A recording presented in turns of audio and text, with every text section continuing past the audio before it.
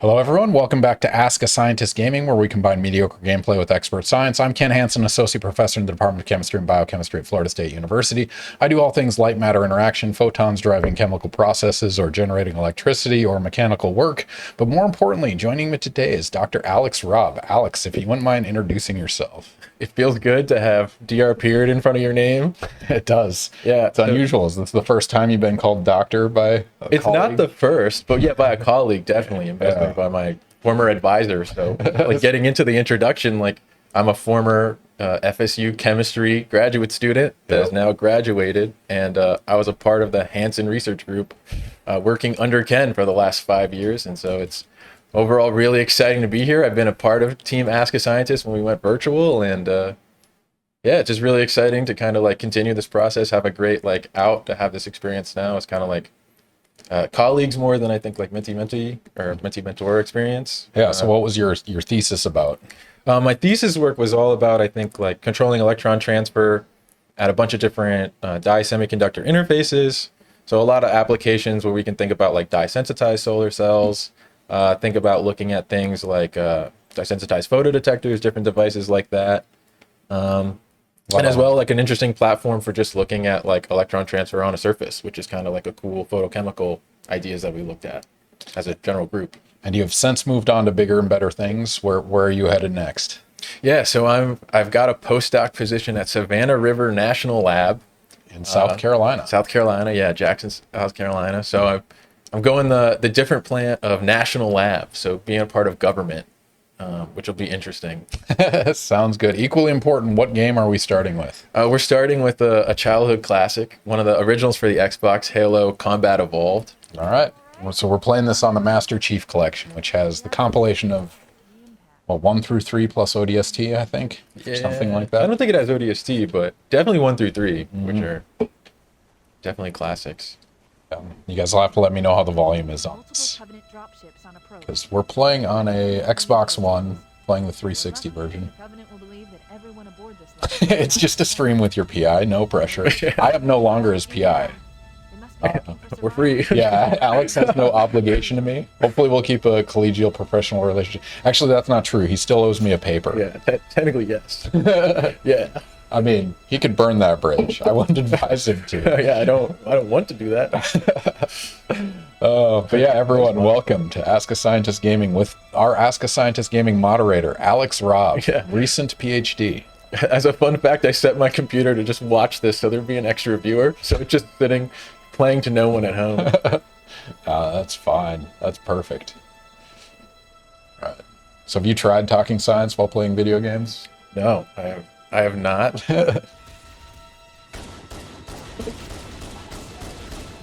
So when was the last time you played this version? Oh, like a long time ago. Like definitely in like high school era, Alex. So in the original Halo Combat Evolved, you could do a pocket reload, where you basically hit the reload button twice and then switch weapons, and it would reload in your holster. Which that was not intentional. I think they patched it out of this version. But which difficulty are you playing on? I think we're just playing on normal right now. I didn't want to get like destroyed in front of a live audience, so I'll own that. All right, Calm Down Bronco wants to know, what was the process of getting into a national lab for a postdoc like? Honestly, let's go broader than that. So you did the job search, right? You did several things. What was that like overall experience? So I started like I started in like the fall semester of my 5th year in the program, which is typically when you're like starting to write your thesis, get done. And overall, that process was I was just on LinkedIn applying to like any and every job that I thought I could get or met the qualifications for. So I would encourage people to do that. I think the LinkedIn process was like very helpful. You can search keywords, have your account ready to go. I don't think that like physical account matters more than like the search features I was using. So you could really use anything like Glassdoor or stuff like that. Oh, I see. You sought them out. They didn't. Yeah, I was just searching out jobs, and I applied at anything that I thought I had a chance of getting. I applied to so many different jobs, like an incredulous list. And I think it was just like in the fall semester, a lot of people wanted you to start immediately because I think that was just what COVID did to the market, in my opinion. Yeah. Because like I remember around January, people were like, can you start January 1st? And I was like, I can't. I still got a whole semester left. Like, I got things to do. I can't write this dissertation. Yeah. And they were just like, please. That's how I can only describe it. Yeah. Like, please show up, do this thing, quit. Like, in the middle, we don't even care. We just need people. Yeah. And so they really wanted people to start, and I just kind of turned down a bunch of stuff like that. And then I was like, oh, this is the state of how it's going right now. So I just tried to go back and do it again closer to my graduation date. And I had a couple other companies as well that had been like, okay, well then try again like around May. So I followed that process, and then I was overall just in the interview process with a couple of different companies. And I had a bunch of just applications out that I applied to random stuff for. Is he hiding behind this rock? So I'd applied to just a bunch of stuff. Really, I was trying to work at this one LED company that was a small startup in Raleigh, North Carolina, but I was like 70 days into the process of interviewing at this company. Oof. Yes. That's brutal. Insane. The company was only 30 people, and I think I'd talked to 16 of them. So I'd met half of the company, and we were 70 days in, no offer in sight, and I was like, okay, this is getting crazy. But at the similar time, what was going on was I had applied to just a normal research scientist role at a national lab. So they had advertised on LinkedIn just like any kind of thing else. And so I had applied to that position, and I had the qualifications for it, but I didn't get it because what they said, I think like directly in the email was like, okay, we don't really hire outside of the company that much. Like if you have like a senior scientist position, it's kind of like we're advertising it because we have to. I see. Like it's meant for someone that's been here and done a postdoc or already has completed their postdoc experience. So like we typically don't offer this to people straight out. But I think one of the senior scientists at the national lab position went to the same undergraduate as me and was on the committee for it. And so she had seen my application and was like, well, we think you're a qualified applicant. We just don't hire that way. You should try out for the postdoc position. So apply to this, sent me the link, was like, we opened this kind of, I think for me. Yeah. And then was like, well, it goes to not just me, but everyone at the site. So your name just goes into a blank pool, and then you can, like, everyone sees it, can go through it. And so from my experience, I did that. They were like, okay, that takes 30 days and we'll be back to you. On like exactly the 30th day, they got back to me and was like, okay, can you do like a 40-minute talk like on such and such day? And I was like, okay. So I just did my dissertation talk kind of basically again. Yeah. And then I thought it was also going to be just the person that had reached out to me and like their boss and maybe like an HR person, but there was like 10 to 12 people in the call, all from like. So pause. I'm going to punch you in the face if you don't reload. I didn't know what the button was for it, honestly. You're walking around with one bullet and go, I played way too much of this game. Sorry, I'm not actually going to punch Alex in the face. That's one of the first things I told him as a grad student. Weren't you glad? I pressed X. But yeah. Anyway, sorry. Yeah, that process was like, I thought it was just going to be the one person I talked to, but then it was a bunch of people from a bunch of different groups that I didn't anticipate. Like I didn't know they had a whole bunch like energy materials realm. And I didn't know they had a huge like environmental chemistry aspect to the lab as well, which I thought was pretty cool. And they have nuclear stuff, and it's a pretty cool. It's a very like, and funding is like something crazy that they have there as well. It's a huge site. So I did the talk. It went really, really well. I got like an offer letter, I think like 3 or 4 days later. And that was, I think, my summary of that process. Someone on LinkedIn was like, hey, do you want to like study nuclear materials? And I was like, I guess. Yeah. I mean, you have some experience from our lab, right? Yeah. I mean, I brought that up that like, hey, yeah, there's like been a lot of nuclear chem down the hall from us that we've like different groups and different people have had experience working with. And Nico, thank you for saying that. The not reloading was killing me. No, you play multiplayer online. You have to reload every paused moment. Yeah, now you're distracted. I think it was just me getting involved in the talking and playing part. Yeah. So the badges you get on this, that's only Master Chief Collection. That wasn't in the original. Oh no, first death. Bummer. Cheers. Speaking of what are we drinking tonight? We're going local. We're drinking Proof Mango Wits, and lagers are in there. Yep. So, Proof Mango Wit. Cheers. Get some ethanols in the chat. Let's use those emotes. I don't use emotes enough, and I should. I have this nice like Stream Deck hotkey. I can just slap them in there. Calm down, Broncos. Redeem. Take a drink. Hell yeah. Are you happy to be on the other end of that? Hell yeah. Make it earn it, Bronco. Bronco. I'm a subscriber, so I have like thousands of points. Like I've always been like, I don't want to, like, I want to spend them, but not exclusively on like, oh yeah, let's ruin a guest day, like to some stranger that I don't know. Depends. Wei Yang will be on at the end of the summer. Save it for Wei. No, it's fun to be on the other side.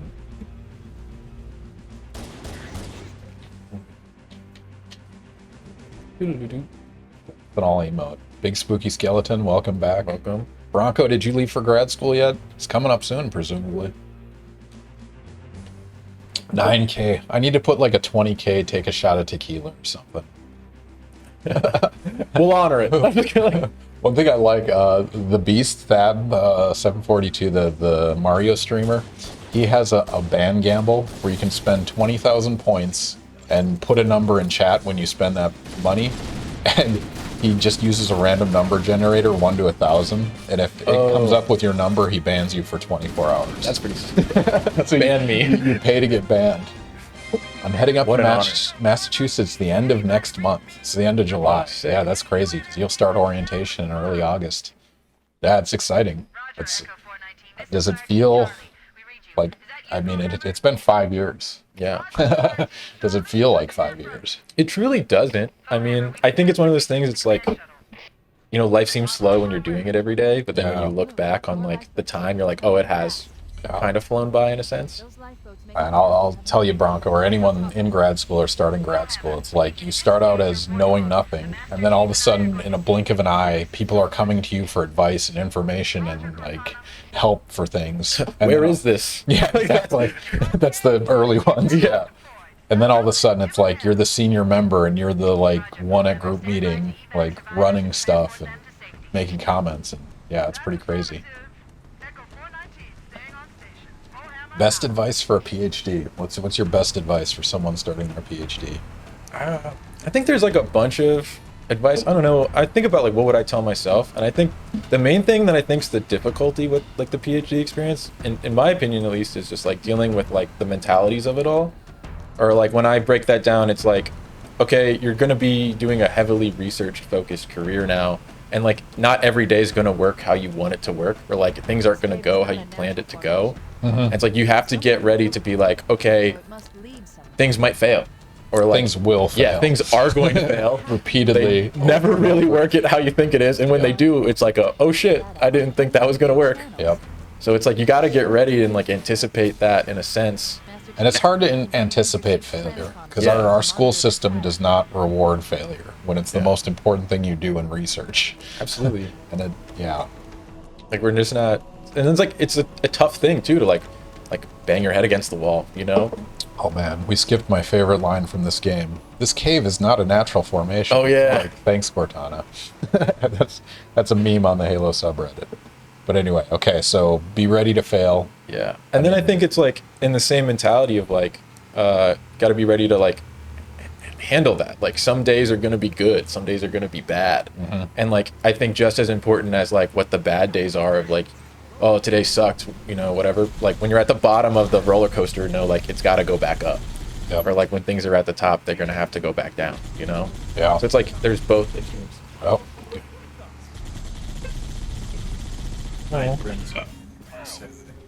Wait, hi. There's the dog. Nice. All right. Say goodnight to Alex. Good night, guys. Yeah, screens are great. All right. Thank you, Bronco. Say hi, chat. Yeah, say hi to my daughter. Yeah, so I think it's that definitely like mentalities of it all. Like, no, there's gonna be highs, no, there's gonna be lows, but like nothing's lasts forever. So enjoy the ups, enjoy the downs. Yeah. And it's hard. It is. Yeah, I think that's like the thing nobody really kind of anticipates getting into it. Like, yep, I'm like 40 days into something that's like not working. But then there's also those experiences too of like, I think there's like fail fast. And I think that's something you learn how to do as well in like grad school. Of like, okay, this isn't working. Is it because of me? Or like, is it because of like, you know, the science? Is it like something more like understanding there? Yeah. No, I think that's an early conversation I have with all my grad students. It's like, you're going to fail. It's okay to fail. Make mistakes. Only make them once, right? Like, learn from everything that happens. Yeah. And Nico, 3 years into my PhD here, and your words resonate with me so much truth, Alex. Yeah. Trust me, dog. I was just there. I am not far ahead. And it doesn't stop. Like, it's because I live. What is the button for punch? It's B button. Yep, red button. There you go. What's the button for punch? I just panicked. Like, Somebody clip that. Oh, now they're clipping you. No Nice. more cars into walls. Like, my strategy at the game is the AI can't handle when you run at them. Yeah. That's how I always approach it. Make mistakes. Cuddle Puppy, anyone ever notice how video games gravity be 1/4 as strong as Earth and not accelerate? Yet this game had a story-based excuse. Yeah, that's true. The Halo had a different gravity. Yeah. Or is it just because I thought the explanation was because this guy's like a super soldier? Yeah, Like, it's not well, gravity, he's just, like 8 super. feet tall. And He's got like 600 4 pounds. lungs and like, technically, like he's genetically built different. Yeah, built different. Is that trend dead yet? I don't know. It's hard for me to keep up. My car. I was like reading, kind of like trying to find fun facts about Halo, and I definitely watched a really cool series. Is the IGN series where it's like they make developers of games watch the speed runs of their own games, so like watch their games get broken. And something they talked about in like great detail for like this was like, okay, they had a game in mind and they wanted to build this like all-encompassing perfect like project, but then they got like bought out by like, I think it was like they got acquired by something, and they had to produce a game in 9 months. And so they just took whatever game they had, and which was this at the time, and they're like, okay, we just have to port it for. You just killed one of your Oh, predictions. sorry. No, it's on you. They had to like push it out really fast, so they did it in like less than 9 months, and definitely killed. Like, I think in sense they did a good job at it. I mean, it was like one of the most beloved games at the time. Yeah. I think it's like historic for the franchise. They also like talk so much about like a huge thing in this game is they had these open worlds, but like they didn't know what they were going to do with them yet, so they had it out of time. So they're like, we're just going to make you run from one end of the game and then backtrack all the way back. So a huge thing in these games is like we'll go to one side and then you come back, but with like a twist. Yeah. But it gave you a lot of diversity in this game. I really liked, because you're outside, you're inside, you're in caves, you're flying through the air. And then I play Halo Infinite, and it was just the same thing over and over again. I was annoyed by it. Cuddle Puppies fall out, but you fall like 2 feet per second and reach terminal velocity instantly. You're right. This game is unrealistic. I thought there was an acceleration on falling, but I could be wrong. All right, science question from Calm Down Bronco. How do solar cells actually work? Is it just harnessing the photoelectric effect? I think so. There's a bunch of different photoactive materials that you can choose from. So like different types of solar cells. I would begin first. I think traditional solar cells are like the photoelectric effect with doping. So you have like N-type and P-type materials, and so it's kind of like dealing off that kind of idea. So you photoelectric effect, shine, push electrons. But I think the overall understanding is it's still like electron transfer at the end of the day. I think that's like the commonality that they all share. So it's still, you shine light, excite something, it goes into an excited state, electron transfer from one thing to another, and then move electrons around. So, and then the movement of electron creates electricity at the end of the day. So then that produces a current. And then different materials push that in different ways. So like the materials that we worked on were like organic. In a way, we put organic dyes on semiconductor materials. So it's very much like kind of that process as well of like exciting truly like organic materials, exciting, injecting into a semiconductor and pushing that process. But we have to regenerate it. So then we have like electrolytes and things in our systems. I think like still with like the doping like materials gets into like silicon materials and harder things. Like I think perovskites are kind of like that as well, which is like, that's what's the forefront I think right now of photo materials for energy, but Nice. they struggle I think a lot with stability issues, like air and water, and basically like existing kills perovskites, but they work so good For a short time. Yes, They're getting better. in a glove box they're perfect. Cuddle Puppy says, yo, homie, stop running over your Marine bros. Oh, press the start button. Do the not start, sorry, the other button.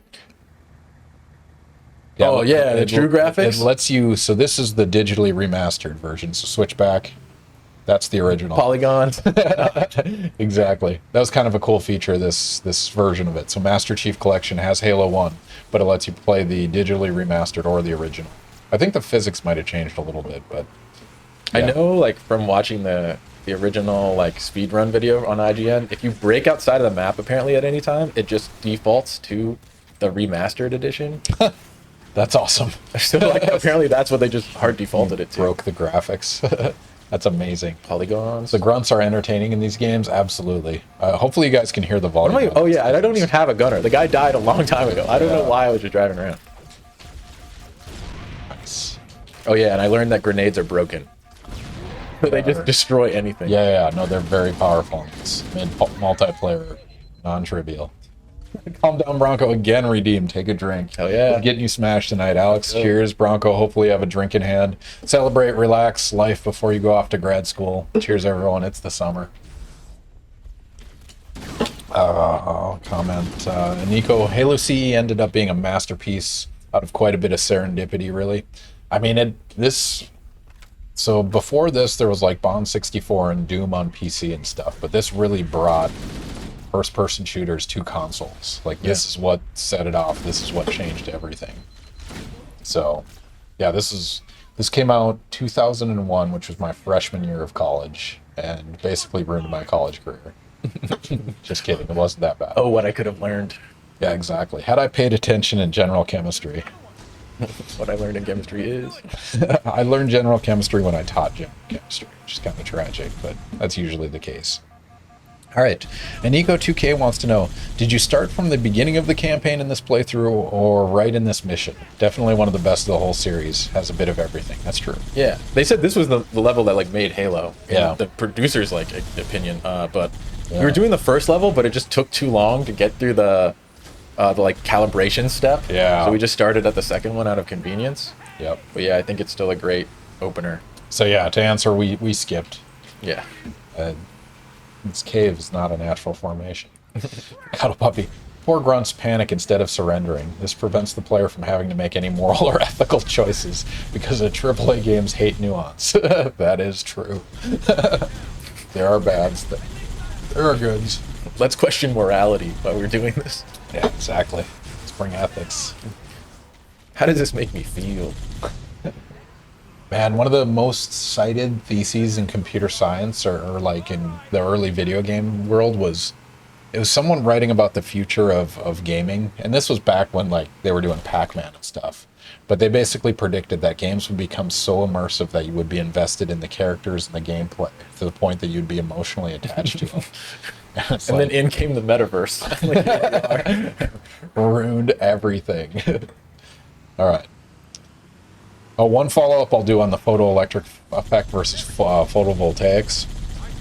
I think the distinguishing difference between those two is photoelectric is typically ejecting an electron into the gas phase, which we try not to do in solar cells. So it's like kind of getting halfway there and stealing that electron before it goes off into space. But like that insight was key to making solar cells happen. Yeah. Because they basically put something on top of that photoelectric material and then all of a sudden you get current, which is kind of cool. It's unfortunate for you that I know most of what you're talking about. I think more that's like a life vest for me, really. Yeah. I mean, you know more electrochemical impedance than I do. So if anyone goes down that route, anyone wants to know about electrochemical impedance. Well, like as a fun fact too, like Einstein wasn't E equals MC squared. That's not what he got his Nobel for. Yeah. He got it for the photoelectric effect. Yep, exactly. He could have got it for several things, but photoelectric effect. Yeah, because isn't there like the rule like you only win it once? What's that? The Nobel? Or can you win it in multiple different categories? No, you can win it more than once. Okay. Yeah. I think that's perfectly acceptable. Cuddle Puppy, you can go back to Final Fantasy VI from 1993 or so, and you'll have trouble not being attached to the characters. Yeah. Like it was the first immersive, like especially as a kid, like you're playing your cartoons. These are your favorite characters. It's life. Absolutely immersive. Then they ruined Master Chief with the TV show. I just want to actively avoid seeing that. I only see the rants on the Halo subreddit. Yeah. I see people like complaining on Twitter all the time about it. Has anyone watched it? Is it any good, or is like anyone that actually likes the series is hard boycotting it? Yeah, that's a good question. You have to have Paramount Plus. Have to have Paramount Plus to watch it. Yeah. I still haven't watched it. I probably won't. Are they back there? It's just not worth my time. Whatever. You just got to kill everybody, right? There's a sniper rifle. Oh yeah, you have him in your gunner seat. You should just kill him. Take a sniper rifle. This is mine now. Yeah, you can't trade in this game. You have to murder him. Like, do you have to, or can? Oh yeah, it's a checkpoint. Yeah, you can just keep powering through. Oh man, so many memories from this game. This is a game we used to break into the dorms to play Network. It's like there was an Xbox Connect, right? You had to figure out. Mommy Nami, thank you for the follow. Welcome to Ask a Scientist Gaming. If you have questions for Dr. Alex Robb, throw them in chat. He's happy to answer anything about solar cells, photodetectors, electrochemical impedance, graduate school, postdoc search, job search. He is happy to talk about any of it. Throw your questions in chat, and we will answer them.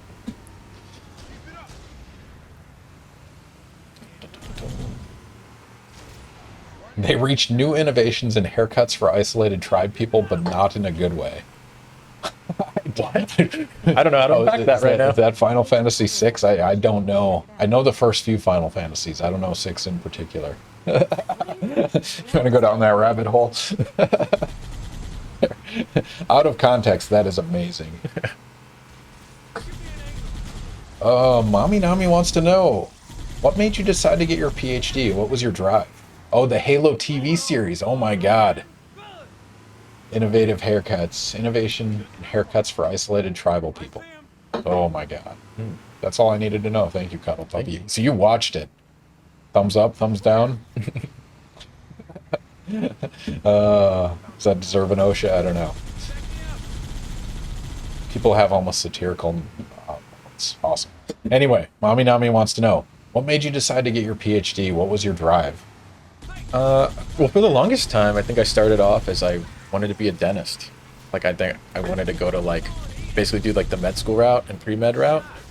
I did a bunch of shadowing, though, like, with a local dentist in the town I went to college with. And I just really just didn't enjoy that. And I am incredibly squeamish. I'm afraid of, like, blood and all that stuff. And I think, if we're being honest with myself, I just wasn't into it for, like, the right reasons. Like, I wanted it because of, like, status and, like, to make, like, to be like, oh, I'm a doctor, you know, like, that kind of reasons at the time, make money and stuff. So I knew I wasn't in it for, like, the right reasons. I just kind of wanted the status and stuff, and actually, like, medicine and all that was not my goal. So I knew at the time, I was like, I'm on this path, but I don't really want to do this. And then I got involved and I did undergraduate research over a couple of summers, and I thought that was, like, more interesting and a lot of fun. I thought there was a lot of, like, really interesting questions in the field of chemistry that still needed to be answered. And I think when looking at grad schools, there's tons of different problems that everybody's kind of facing and trying to solve, which I think are generally interesting. So I was just like that. And then I was doing really well in all the chemistry classes and all of that aspects of it. So I was like, I was good at it. I felt like, you know, if you're capable of solving a problem, you're obligated to solve it. Again, I was trying to do medicine, but I just think that wasn't for me at the end of the day. So then I stuck with chemistry, and then it's been pretty rewarding ever since, doing on problems that I think are interesting. I really like all the seminar series that we get to sit through. It's kind of cool, like, to sit down and immerse yourself for like 30 or 40 minutes in, like, someone else's problem that they're trying to solve through science. It's pretty cool. Man, you've TA'd Gen Chem. You've seen it. Like, Yeah. 70%, I want to be a medical professional of some kind. And they have no idea what that actually means. Yeah. Like, I'm like, most of what you do in medicine, I mean, even if you're a doctor, is going to be a lot of paperwork for insurance and a lot of customer service. And it's underappreciated, that part of the job. And I think, like, a big part of it is, like, you know, a lot of the people that at least I've mentored or, like, taught were like, okay, I'm like a first generation college student. My parents want this for me. Yeah. And it's like, that's their perspective of, like, what success or what an education, like, is. But there's a lot of other forms of, like, what success can be. And, like, you gotta live your life, you know, at the end of the day. Mm-hmm. And I think there's, like, a lot of cool different applications of that.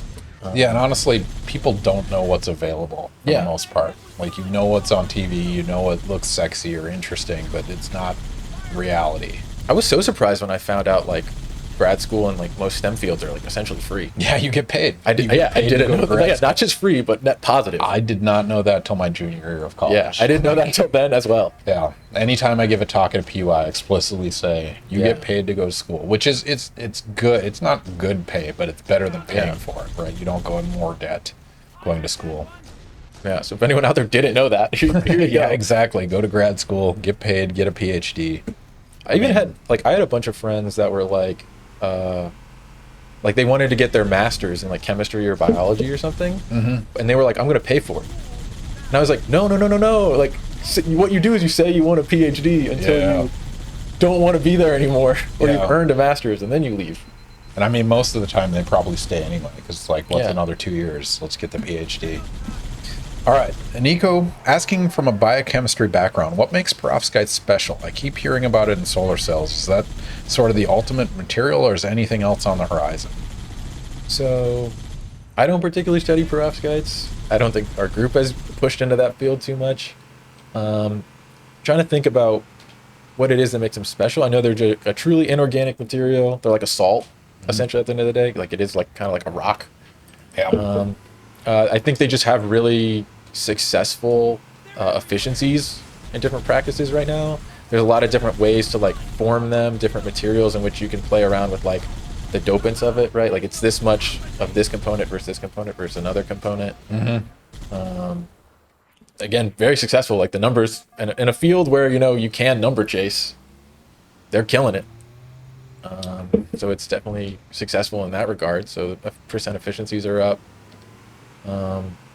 I'm trying to think other effective things with perovskites. I know that you can get them in different dimensions, which is cool. So people play around with that. So you could have like a zero-dimensional material, which is like just the particles of these things, one-dimensional, two-dimensional, three-dimensional. So you can play around with those. So it's like, I think it's another reason people like it too is it's like you're combining a lot of like inorganic chemistry science with like this aspect of it. Like they're easy to produce in a way, like mix these things together and produce. Drop coat them. Yeah, the solution processing is one of the really big appeals. Like if you do a silicon solar cell, you have to like 2,000 degree clean room heating plus purification plus all such a stuff. And like perovskites, you mix this stuff together and you like sneeze it out on a plate and it works as a solar cell. It's absolutely amazing, which is why thousands of papers come out every week on it, which is kind of crazy. Ashley Archie is now following us. Wonder who that is. Ashley, welcome to the stream. You joined us as Alex Robb is our guest. But yeah, one thing perovskites do really well is you're done. I think that's it. I gotta move the car so I can get in the thing.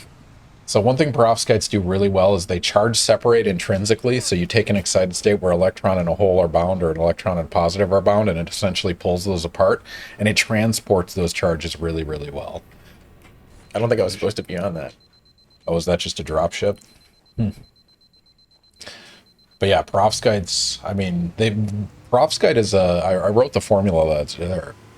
ABX3, which is basically any inorganic solid that follows that ABX3 template is a perovskite. And so it's been known for at least 70 years what a perovskite structure is. You find them in nature. But somebody found out about 20 years ago that if you take, lead iodide plus, what do you mix that with? Like an organic amine, you can make a perovskite ABX structure that absorbs light really well and transports charge.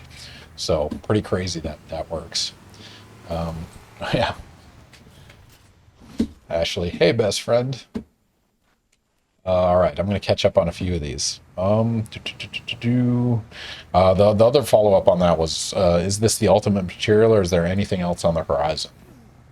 Perovskite-based materials? No, just something else. Like perovskites has blown up the solar cell scene the last 2 decades. Is there anything else on the horizon? I don't particularly know. Quantum dots are pretty big. I mean, people push that, but that's just because they have their like size exclusion, so they're just easy to like play around with.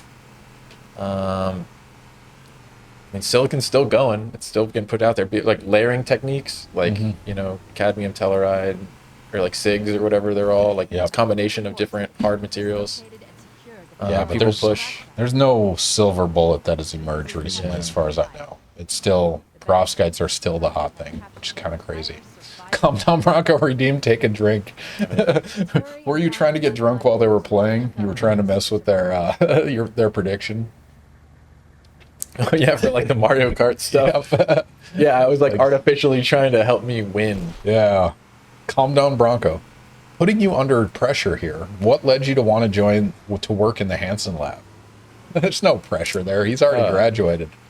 Get him like 3 beers in and ask him to do an impersonation of me. There like wasn't really anything else better going on. Default. I was like, I guess I'll hang out with this guy. I mean, that's but the underlying that question, how did you decide on a group? Like what's your process? What advice do you have for somebody like Bronco just starting grad school? What would I say for someone like trying to pick a group? Well, I think, you know, the thing that everybody talks about as being like the essentials you have to go through are like the people, the project, and like what's the last one? People, project, and there's like one other one that are like The advisor. Yeah, the advisor. Yeah. So it's like, do you think you can get along with your mentor? Do you think you'd have a good relationship there? Do you like the work that your group is doing? Like, do you feel like that's rewarding? And overall something that you'd like to be a part of? And like, would you enjoy doing it every single day? You know, because it's like, oh, like some people are like, oh, I'm really interested in X thing, but the day-to-day grind is something that they're not interested really in at all. So it's like, that's something you got to think about. Like, and like, plus stuff inside groups can vary differently. So like your group might work on a lot of different things, but your project might be this, and it might not be the thing you wanted to do. And then the people in the group. So like you know, a lot of the times you can work for like a big name PI. Oh, you have to go inside this one. So like right inside that tube. Sorry. So like you can work for like big name people or even small name people, but like at the end of the day, it's not just like who you work for or your project. It's the people that you're going to be doing it alongside of every single day. So I mean, that's like a big part of it too. So do you like the people in the group? Do you like your boss? And then do you like the project that you've been kind of like given, having to work on? I think those are the 3 like most important things. And they say you need 2 out of the 3 to be happy, but 3 out of 3 would be fantastic. I think, you know, you overall evaluate those things. In looking at our group, I really liked our group culture at the time. The group worked very, very hard. I mean, the 6 days a week thing I think was really interesting too, to push for. And everyone was really invested in it. The publication record of our group was really impressive. I liked the topic of the research, so then moving away towards like project, I think was really, really cool. And then, you know, I'd seen Ken speak. I'd seen the videos that you guys produced online too, so kind of like those media outlets of like evaluating things too. So I really like that aspect of it all too. So Yeah, this is, I have to give this advice to any incoming or newly founded grad student, is that like when you start grad school, you're under pressure because you're starting, you know, graduate classes, which can be difficult. You're also TAing for the first time, and you also need to do rotations, which means exploring groups and doing your homework with groups. I think you're done. I think if you go out, you'll get on the, yeah, just wait here and it should drop. Oh, yeah. But anyway, arguably the most important decision you will make in your first semester of grad school, not arguably, I'm going to say 100%, is the group that you pick. Like regardless of class or TAing, which are secondary to that priority, really do your homework, take your rotation seriously, because it matters what group you join. It is a lifelong career relationship. It's setting you up for a skill set for the future. Like it matters a lot. You want to join the right group and you want to care about what you're doing. So yeah. Random diatribe. can you potentially hand me another beer out of there? Yep. Which one do you want? Doesn't matter. Shift to lager. Thank you. Oh, bump the mic. I'm so sorry, chat.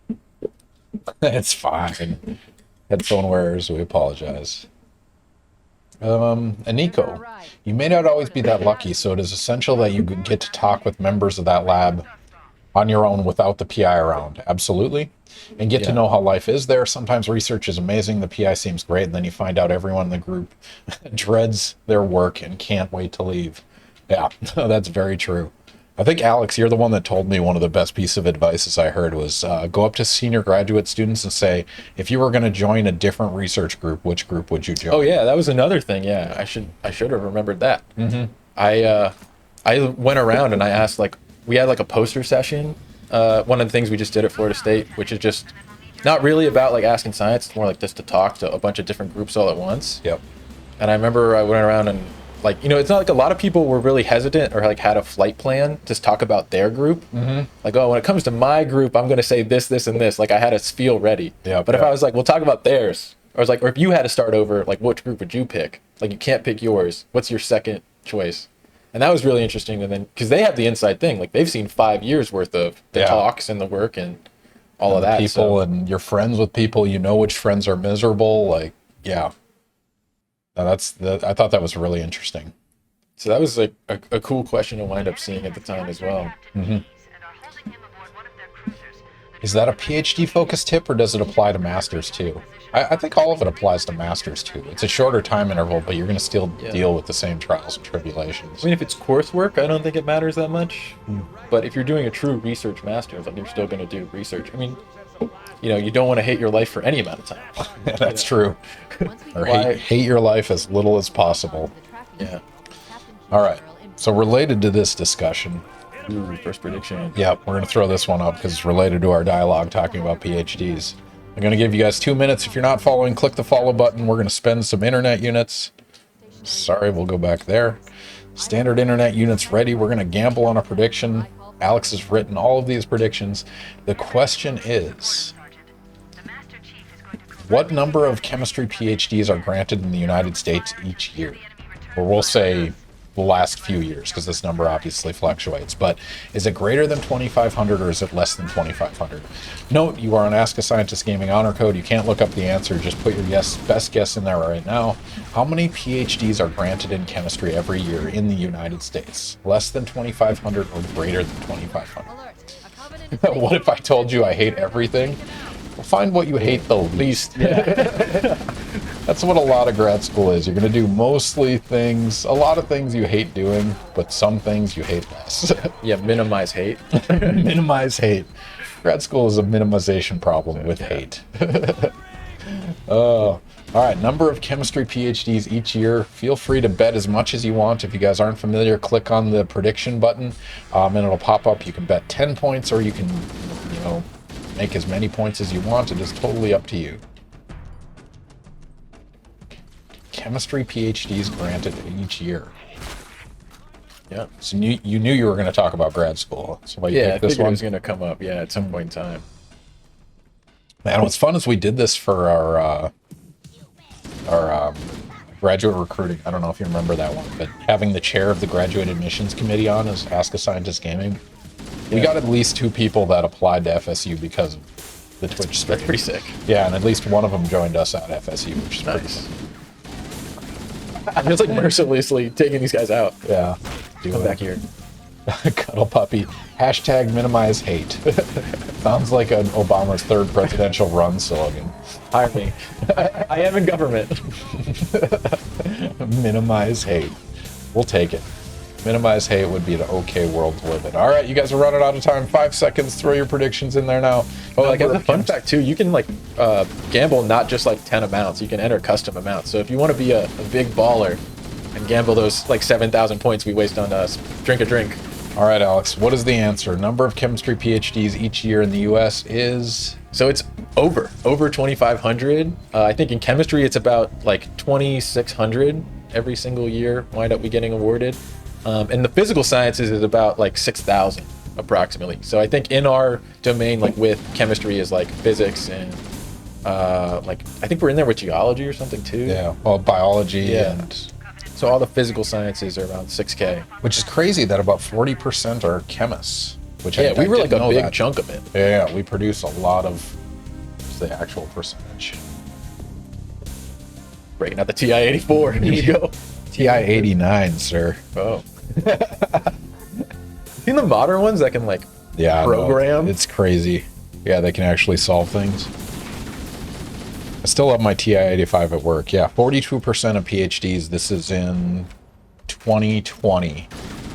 We're chemists, which is kind of crazy. Calm down, Bronco redeemed. Take a drink. Oh yeah.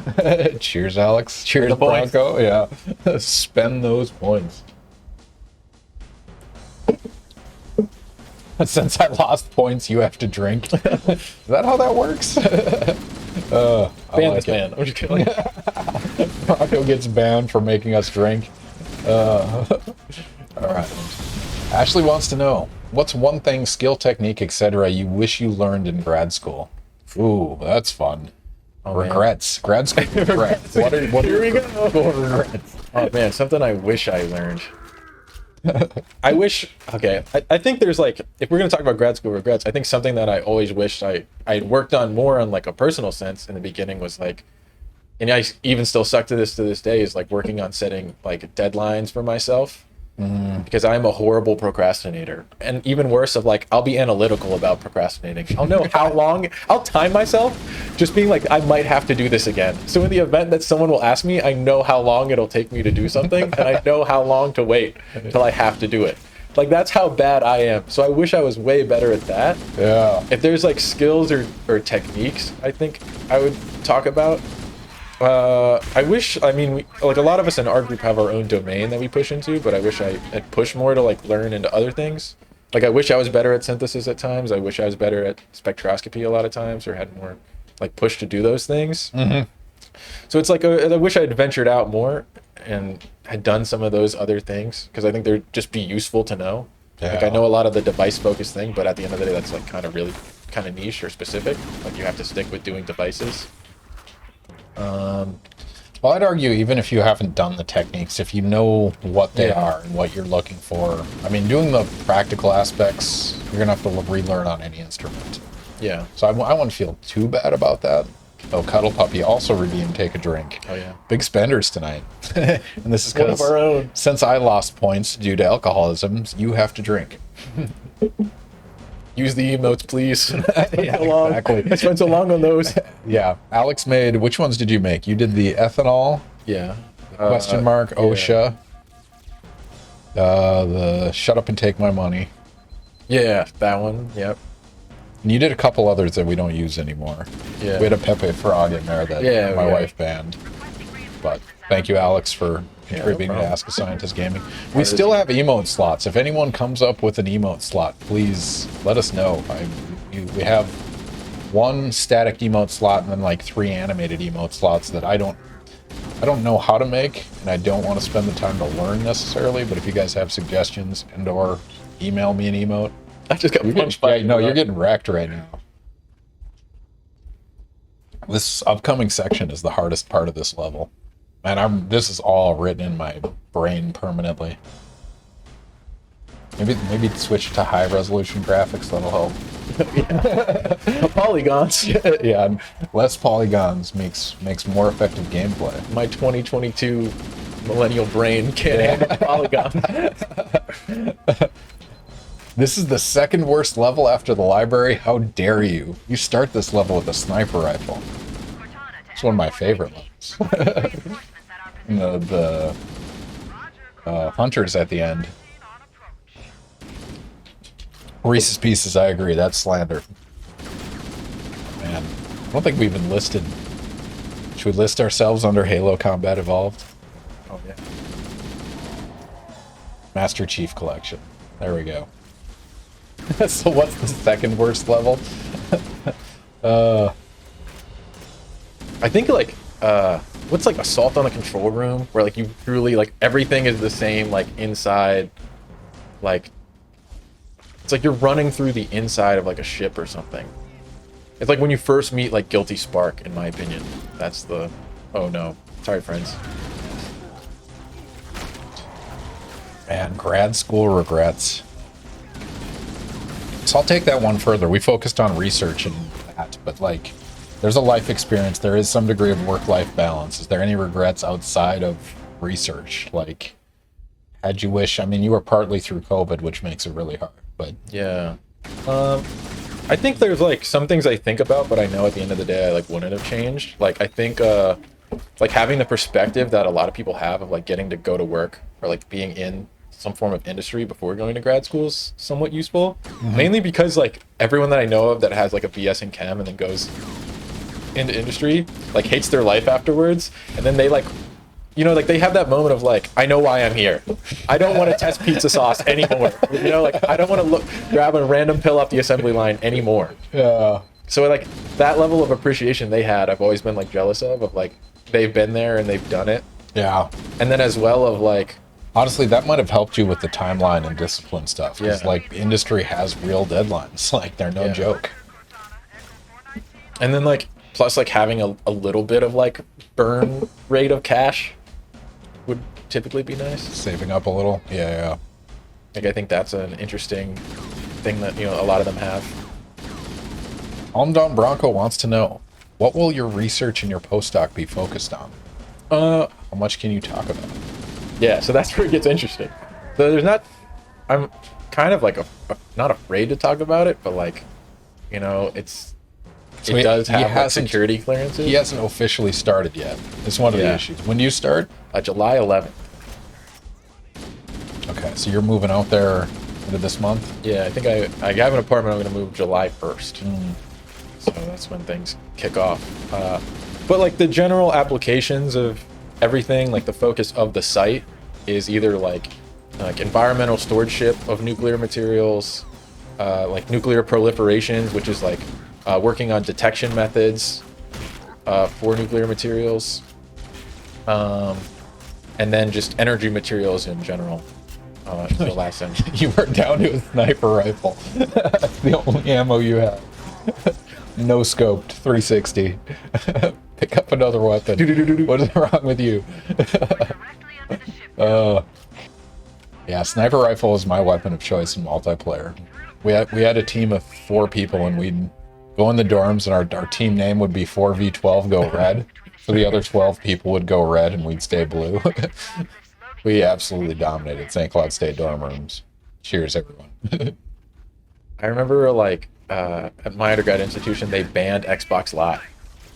Except for one kid left his, they did it like during Christmas break. So like you couldn't access Xbox Live anymore. How the Except hell for like, it just like, I think it was like a device. Like every Xbox starts with the same like MAC address or something. So Yeah. they just banned Xboxes on the Wi-Fi. Wow. Except for one kid left his plugged in over Christmas break. So he was the only kid that had Xbox, like Xbox Live running. Yeah, so he just had it running. It never turned off. And so he could just play Xbox Live. There has to be a way you can spoof that, right? I'm sure, but like, Yeah, who's gonna I'm put in 18, that effort? Yeah. You got goals. yeah.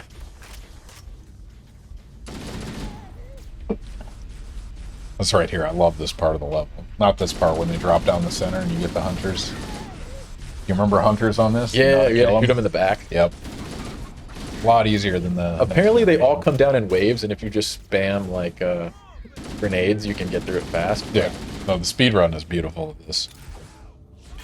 All right, we're almost an hour in it. Anyone just joining us? Ask a Scientist Gaming, mediocre gameplay, expert science. Alex Robb is playing Halo Combat Evolved while answering any questions you might have about photodetectors, solar cells, electrochemical impedance.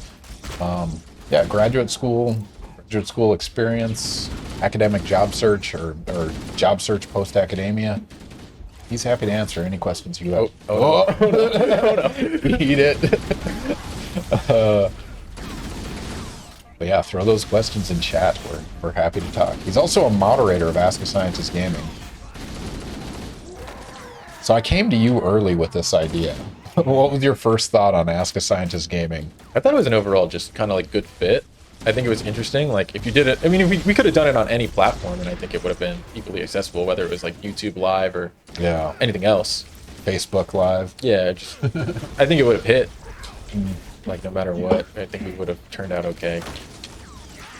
Yeah, we do all right. We get about 10 followers per stream, 100 viewers, which puts us in like the top 5% of Twitch streamers or something. Didn't you look up like, those stats at one you only point? need like, if you hit 300 viewers, you're like in the 1% of Twitch. That's Like crazy. you're pretty up there. Like if you want to replace a graduate student salary, you only need like 300 subs. I think I looked that up once. Yeah. The sniper rifle. I'm gonna punch my way out. How many viewers do I need? How many subs to not go to grad school anymore? How can I stop doing that? You know, like when you reach that point, like in studying for like a test, where you're like, what grade do I need to pass? You're like, what career could I substitute mine with? Oh, that was horrible. Why'd I do that? Has anyone been banned on chat yet? There've been bots. Yeah, we've had several bots. That's our only issue. In fact, I should probably unlock the like putting links in chat, because most people are good. Like, I'm happy to have them share, but once in a while we get a bot dumping something. Yeah.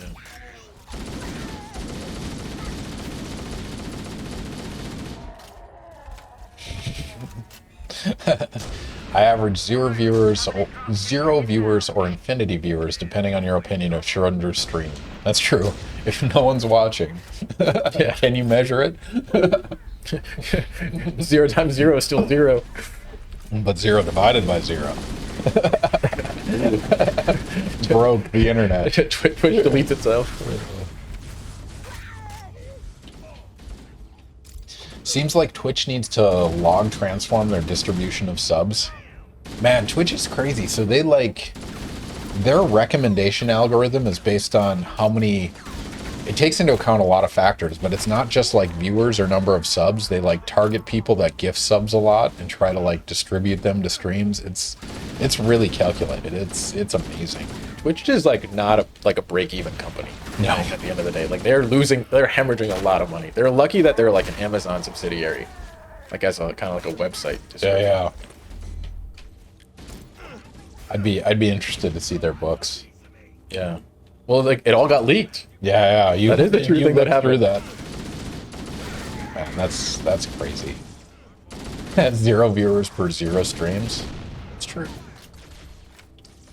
Because everybody says like the problem with like growing on Twitch is like there's no like, oh, you like this? Well, you should try this. Yeah. Like YouTube has, like with an algorithm. I mean, there is a recommended channels, but it's not. It's not a. But you're already watching something when you see that. Yeah. And it's like you're not gonna really tune out. Yeah, that's the growth on Twitch is not a trivial thing. Yeah.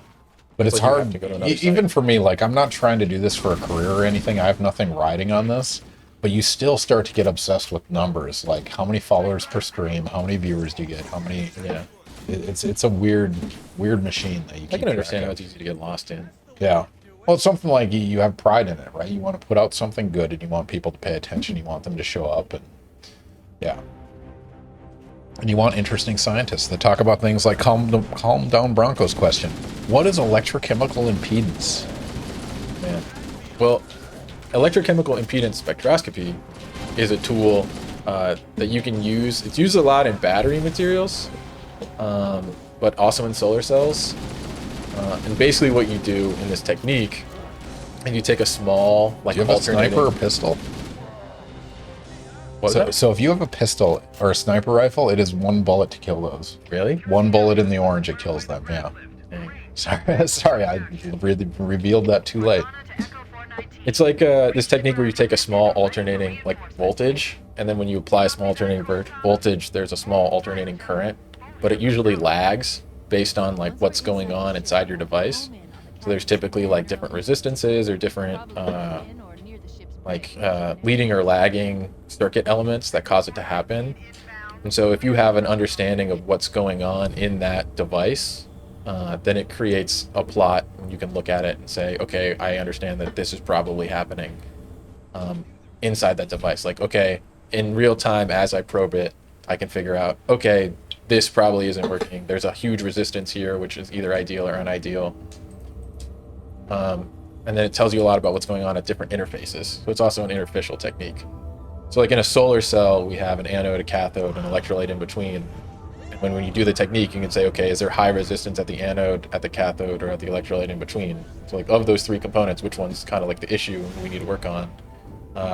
And then it allows us to guide kind of like our direction from there. I've got a good lock on the captain's CNI transponder. Cuddle puppy, are you filthy casuals playing on easy mode?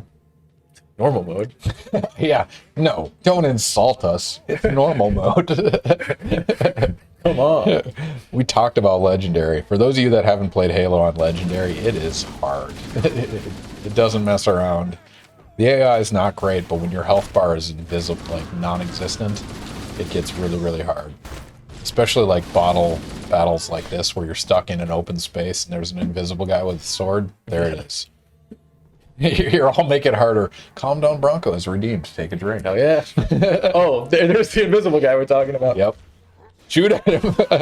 What are you doing? Let me make it hard on myself. Yeah. Let's run at him. Reese's Pieces is also redeemed. Take a drink. Oh yeah, brothers. It's Lit Fam says Dr. A. Robb's got a nice ring to it. Doesn't it though? But who's gonna call you that? Yeah, it rarely comes up because I think most people don't know. Yeah. But Alex like goes to the grocery store now, and they're like, "Sir," I'm like, "That's a doctor, sir." Doctor. He's that pretentious twat. No, he doesn't do that. Man, it was funny. So like, after I got my PhD, I went to do a postdoc, and it was a group with like 15 postdocs. So nobody's calling each other doctor for any reason. And it was just normal. That was casual. And then I show up to FSU, and it's like 0 to authority in a moment. Yeah. And like my first week of Debbie and I walking around a campus, somebody walked by and said, "Hey, Professor Hansen," and like her eyes got big because it was like, who the hell is this guy? I've known him since freshman in college. Who calls him professor? But it's weird. But I do notice like things change. Like you'll be in a like I was doing like apartment touring, and they're like, "Why are you moving?" I was like, "Oh, I just graduated, got my PhD in chemistry, and now I'm moving here for a job." And then like, "Okay," and then they call you doctor from like that point forward. Yeah. I'm like, no, it's just fine. Like we don't need to. I mean, but when you're talking about stuff like loans or rentals or whatever, do it. Like use it, I guess. manipulate it. If you're at a grocery store or fast food place, don't. But I don't know. It gives you certain authority that, I mean, you've earned. Make no mistake, you've earned it. But They also always say the same thing too of like, "Oh, like what'd you get your PhD in?" And you're like, "Chemistry," and like, "Oh, you must be smart." That's what they say. I'm like, no, I'm actually not. it's Lit Fam. First time chat. That might be someone you know. Yeah, it's definitely one of my friends from undergrad. That's awesome. Welcome, it's Lit Fam. If you have questions for Alex about his research in graduate school, how smart he is, feel free to throw those in chat. He'll be happy to answer while playing Halo. So switch to your sniper rifle. So one thing I didn't know, and you guys can probably see this on your screen, that reticle on the inside. I was playing on a shitty TV for 3 years. I didn't know there was a dot in there. Like, it's not until I got a higher resolution TV that dot existed for me. Which is kind of 3 years of nonstop play. I didn't know that. Oh, the CRTs. Reese's Pieces is insulted that on a sniper level you use less than 10 sniper shots. What are we gonna do? Time only was forward. Yeah. We already knew he was smart in undergrad. Yeah, he left an impression.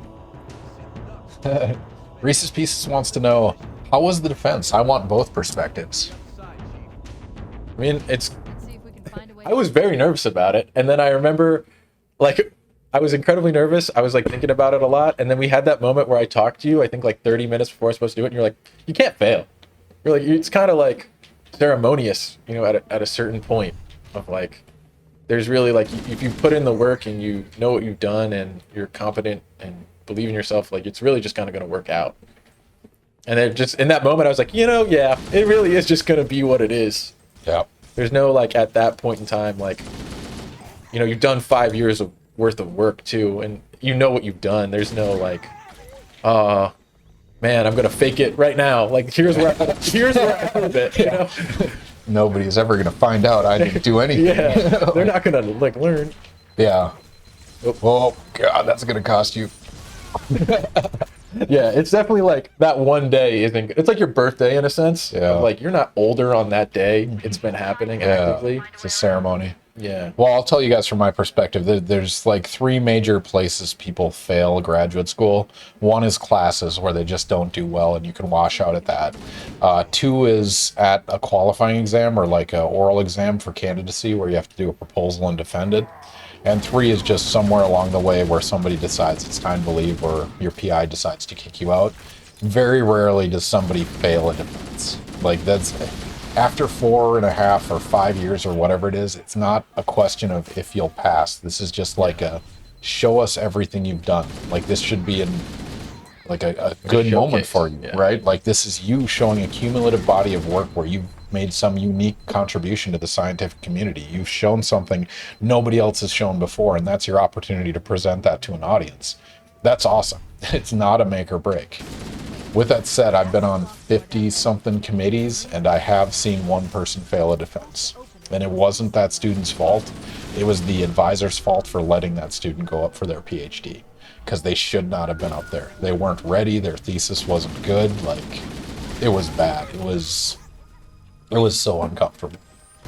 But in terms of Alex's defense, I mean, it was, Yeah. we practice presenting a lot. That's one other thing when you guys are picking groups, I would find a group that does regular presentations. Like that is a practice skill that you need to have, you need to work on. No matter what job interviews, whether it's academia or industry, you're going to have to present. You want that under your belt. You want to have given dozens and dozens of talks, so it's not scary, so it's very polished. And I have some colleagues, I think somebody was recounting to me through the entirety of their PhD, they gave 5 group meetings. Oh gosh. Isn't that crazy? Gee willikers. Yeah, no, it's really, and think about how many times you had to do it before you were good at all. Like, Yeah. 5 is not that number. It's like 15. We did like 2 or 3 a semester Yep. for 3 semesters, 15 times. So I mean, and that gives you practice, 35. but it also gives you a library of PowerPoint slides when you put your Yeah. thesis together. You have your story. especially like our advice was like just keep going, like just keep adding to the last one, so it Yeah. just already is ready. Like, Yeah. And you get a fun built-up narrative along the way. Palm Down Bronco wants to know, are you interested in pursuing academia or industry after your postdoc? I'm really open to both. To me, it doesn't particularly matter. I really do like teaching. It's something that I've been really passionate about. So if I was gonna pick one, I'd really like to do academia. I just know it's a very stressful environment for those first 5 years. Yep. I remember you make the jokes of like showing the photos of like your first year. You're like, it went gray in like 2. Showing me progressing. Oh man, I have that on. Let's see if I can bring up that. My Ken, keep your job. Oh no, it's off screen. It's behind you. I can't move it. Anyway, it is stressful, but I mean, it's rewarding too. So, and it depends what you want to do. Like an R1 is very different than a PY. So R1 is where you have PhD students, you have to get money, you have to publish papers. PY is primarily undergrad institution where your major goal is teaching and maybe you do some research on the side. Like the goals are different, the stressors are different. But yeah, I mean, that's the one thing, like, you're going to do that, plan out ahead of time, come up with proposals, written statements. All right. Kind of like my PI, we don't have research/journal presentations.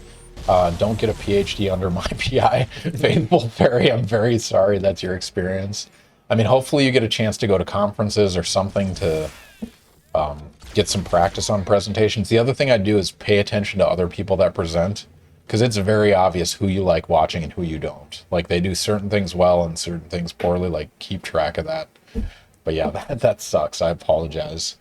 I don't hold back when I say it's pure science is not enough, right? You have to be able to present it well. You have to be writing it well. And that's something we spent a lot of time talking about. There's a lot of aspects that go into the body of work. Yep. That's not just like, okay, I have a good research idea. Oh my god, I don't want to use this. I'm so bad at the sniper. I keep trying to actively avoid it. That was amazing. All right. Cuddle Puppy. My thesis was why do filthy casuals pretend to like Star Wars when they don't even know what Darth Vader's suit serial number was? I mean, everybody knows that. Let's say it on the count of 3. 1, 2. Yeah, put it in chat, Cuddle Puppy. I'll be impressed. No Google searching from memory. I love it, just the Holy crap, there it is. pure elitism of like, I know it. E3778Q1. But then again, we have no way of confirming that. No, we don't. Well, we have the internet, but I mean, I believe him. I know he's not lying. all right, let's search. Requesting All right. reinforcements at our position. Darth Vader's armor serial number. There it is. It is correct. Thank you, Cuddle Puppy. I got promoted. They promoted me to George Lucas. There's a shuttle bay on the ship's starboard side. Reese's Pieces. I learned more about presenting from seeing bad presentation than okay presentations. Nothing is a better teacher than, yeah, that was bad. I better not do that. Absolutely true. What's that like? It's like the touching the hot stove mentality of it. Like, Yeah. ooh, this like scarred me. So Yeah, you learn more from mistakes most of the time. All right, we should probably throw another prediction in here. What do you want to do? That's probably a good one. It's relevant.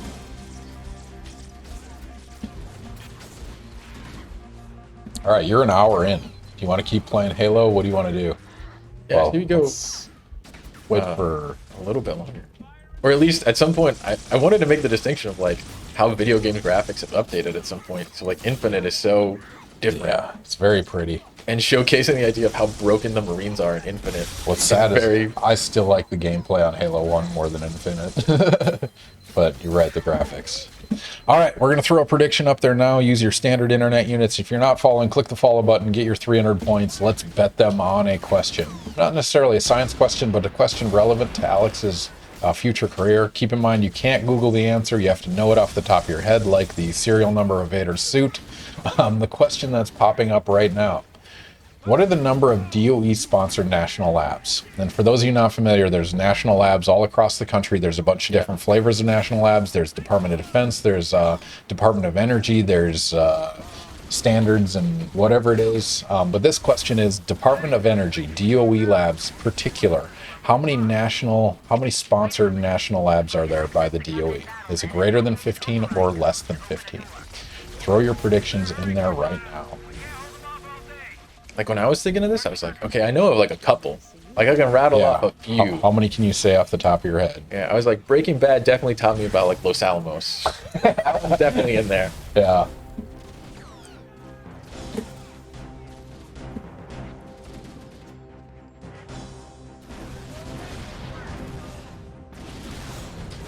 All right, throw your predictions in there now. We have about a minute for that. Guesses in there. Let's do it. Looking up an answer.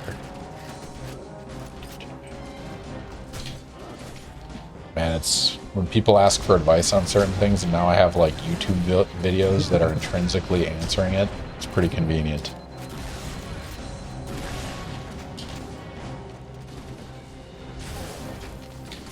All right, predictions. Number of Department of Energy sponsored national labs. So again, there's Department of Defense, there's Department of Energy. National labs have different flavors and different funding agencies backing them. So this question is, how many are supported by the Department of Energy? Please send the videos. I'll link it after the prediction.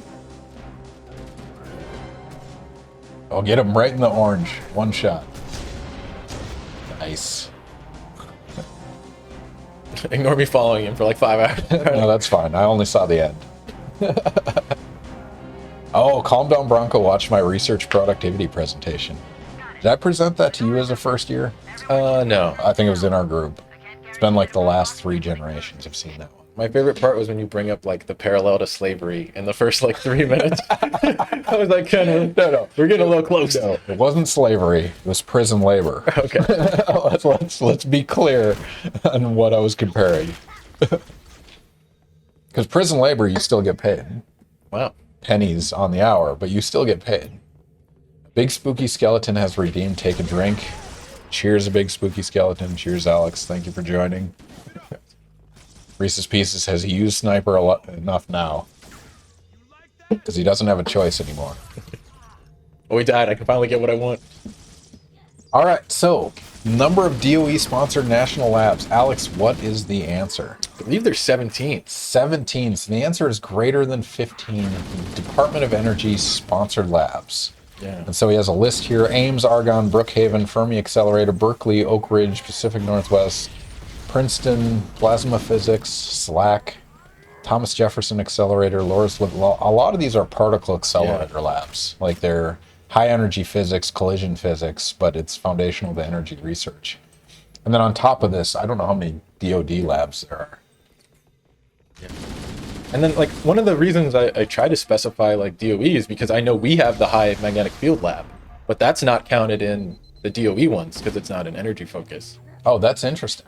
Yeah, What- like what's the- I don't know what it counts under, but it's not Department of Energy. Cortana to Fohammer. We need additional support. Do At you- least when I looked up DOE labs, they said 17, and it was DoD laboratories. So Department of the Army has like a dozen. Navy has. Air Force has one. The Air Force Research Laboratory. I think that's in DC. The Navy has a bunch of different subdivisions. So that's interesting. Yeah, but congratulations to anyone that said greater than 15. Enjoy your 1 to 1.32 payout. You earned it. Oh, God. Reese's Pieces and Calm Down Bronco has redeemed Take a Drink. I got to open a new one. this is going fantastic. We're going with the Proof Lager. So that's where we've transitioned to.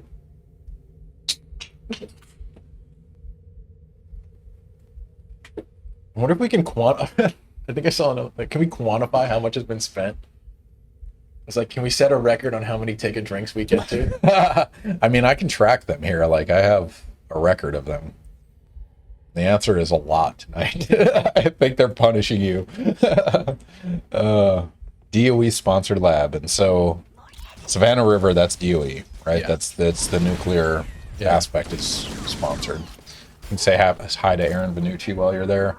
South Yeah, Carolina. like Columbia, like you're between two colleges, which is really fortunate for them. Yep. You have like Columbia, which I think is like an hour and a half to the east, and then Athens, Georgia, where UGA is like 2 hours to the west. I wish the Department of Energy focused on general energy production instead of nuclear everything. It's pretty mixed. If you look at the list, I mean, things like NREL are almost always like renewables that aren't nuclear related. Yeah, there's a bunch of different. I mean, I think like the focus of a lot of their programs are like nuclear, but more like nuclear cleaning, like trying to figure out like, okay, we've created this mess. How are we going to get rid of it? Which I think is a huge focus on what's going on. And But it's still energy materials is in like all of them. And the other thing to note about those, like, there's a lot of particle accelerators, like that's high energy particle physics and nuclear chemistry, but also those particle accelerators generate like the neutrons and photons and X-rays that are used for a whole bunch of measurements across the United States. And so, like, most of those measurements are not measuring nuclear stuff directly. They're measuring all sorts of stuff from solar cells to whatever. Especially like Argon and Ames and all that. That's like getting beam time. It's like user facility kind of stuff. Like you can study anything on it, and you're like doing a lot of stuff not for that physical lab, but for the like whoever applies for the time. Big Spooky Skeleton did work in a DOE funded algae biofuel lab for a year. That's fun. I feel like those are all those stock like photos of them working with like green liquids in like gas commercials. We're Exxon, and we want to say that we love the environment. Yeah, exactly. Don't pay attention to what's behind the curtain. We're saving things.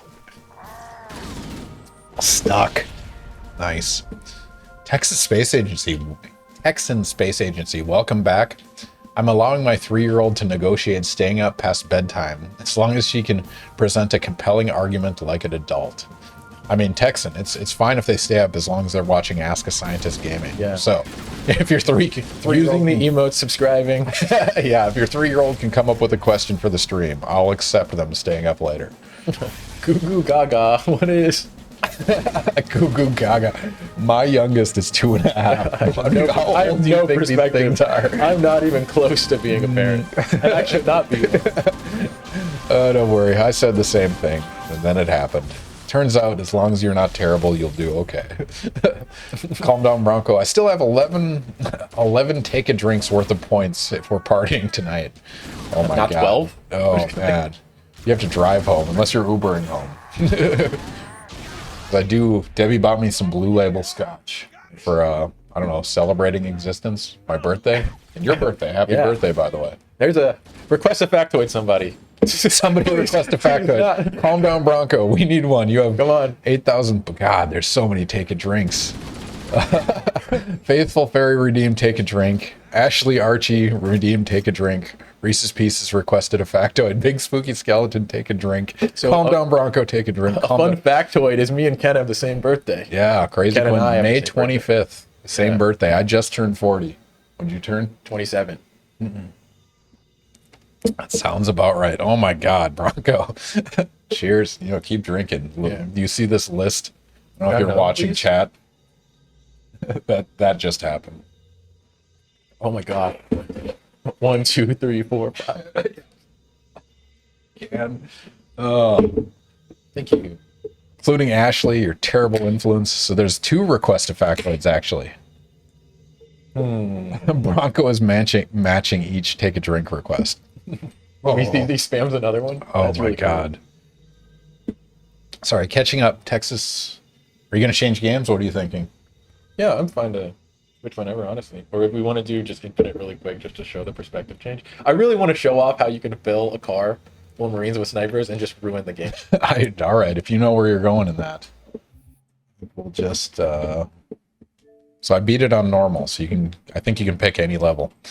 All right, Texan Space Agency, here's my proposal to the DOE. First, you take all the perpetual motion machines you see from the internet, and then you put a generator on Newton turning in his grave. Sounds legit. Thank you, Texan. Alex, bring that with you. Yeah. You start July, what was it? July Listen, guys, 15th? you're not gonna Your believe. first meeting. Just drop that knowledge bomb on them. They're like, yeah, we're gonna need you to go ahead and. Did you get a 12-month lease? Because we're gonna need you to leave. It's fun while you were here. You have a year-long contract, right? Yeah.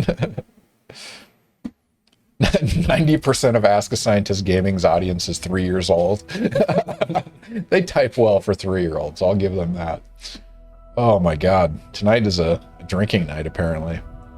But Ye old drinking night. cheers. You have one more request a factoid you have to address. Oh my God. So the birthday was 1, but we got 2 requests. A random fun fact that I know is I was thinking about like Taco Bell serves Pepsi products and like exclusive like Baja Blast and like Mountain Dews. I was reading something the other day as like a fun fact of like there's only so many like parent companies, like 5 companies run everything. And so if it's like, do you think Taco Bell serves Pepsi because they like Pepsi, or do you think it's because Pepsi owns Taco Bell? Yeah. And it's that vice versa. So Pepsi owns a bunch of fast food chains. So as like a corporate structure thing, like Pepsi owned a bunch of fast food restaurants and spun them off into something called the Yum Brands. So like if a restaurant or like a fast food place is like, oh, we have Pepsi products, it's most likely because Pepsi owns that company and is forcing them to do it. Man, that is not a comforting factoid. Yeah, it's like 5 companies run anything. Like Nabisco is also like insane of like owning a lot of stuff. Owning basically everything. All right. I don't know why this is related, but Alex has another prediction he this planned is a for really us. fun one. So we're going to do another prediction. Save your internet points. Stop spending them on alcohol. Let's put them on predictions instead. If you're not following, click the follow button. Use your 300 points right now. We're going to start a prediction. The question is, how many Waffle House locations are there in Georgia? Is it greater than 200 or less than 200? So I had seen this a long time ago in there's like a Reddit page that's like data is beautiful, and they had plotted every single Waffle House in the state of Georgia. And because I'm about to move to Augusta, Georgia, I was like just like thinking about it. I was driving and like seeing it. It's like, yeah, this is actually like insane. Wait, Augusta, Georgia? Yeah, it's On the border? How's so that? Savannah River National Lab is on the Savannah River, and that river is the physical boundary between North Carolina and South Carolina. I see, Or not I North Carolina, South Carolina and Georgia. Okay. So you're going to live in Georgia and work in South Carolina? Yeah, but it's the same drive. Yeah. Like it's truly like Does that do anything for your taxes that's weird? Georgia's technically lower, but I'm getting paid through South Carolina. So I don't know if I can claim living in Georgia and whatever. That's interesting. All right. The question is, how many Waffle House locations are there in Georgia? Because Alex is going to live in Georgia. He felt the need to look up this. No, it's from previous stories. Anyway, Cuddle Puppy advice. By the way, excessive drinking is against Twitch terms of service. It is. I had to look that up before I proposed Ask a Scientist Gaming, drinking science, and gaming. Texan Space Agency replies, Cuddle Puppy sounds like a NARC. Ban that man. we don't stand for that One of the here. mainstays. There's no other type of night with Dr. Alex Robb. That's true. Dr. A. Robb. Anyone have vertigo from hearing that too much? Yeah. Where's Corey? Yeah. Oh, they deleted the URL. That's funny. Why would anyone else drink Pepsi? Good Yeah, point. they're physically owned. Can I have a Coke? Is Pepsi okay? No. Don't insult me. Dr. Pibb. Wow, that could be the Mr. Pibb, sir. official drink of all PhDs. Is Dr. Pibb a PhD? It's a good question. Is that the question? All right, Alex, the question is, number of Waffle House locations in Georgia, is it greater than 200 or less than 200? Oh, it's like stunningly larger. It's like there's 431. And that's like the 2022 number. I looked it up for this. 22% of all Waffle Houses are in Georgia.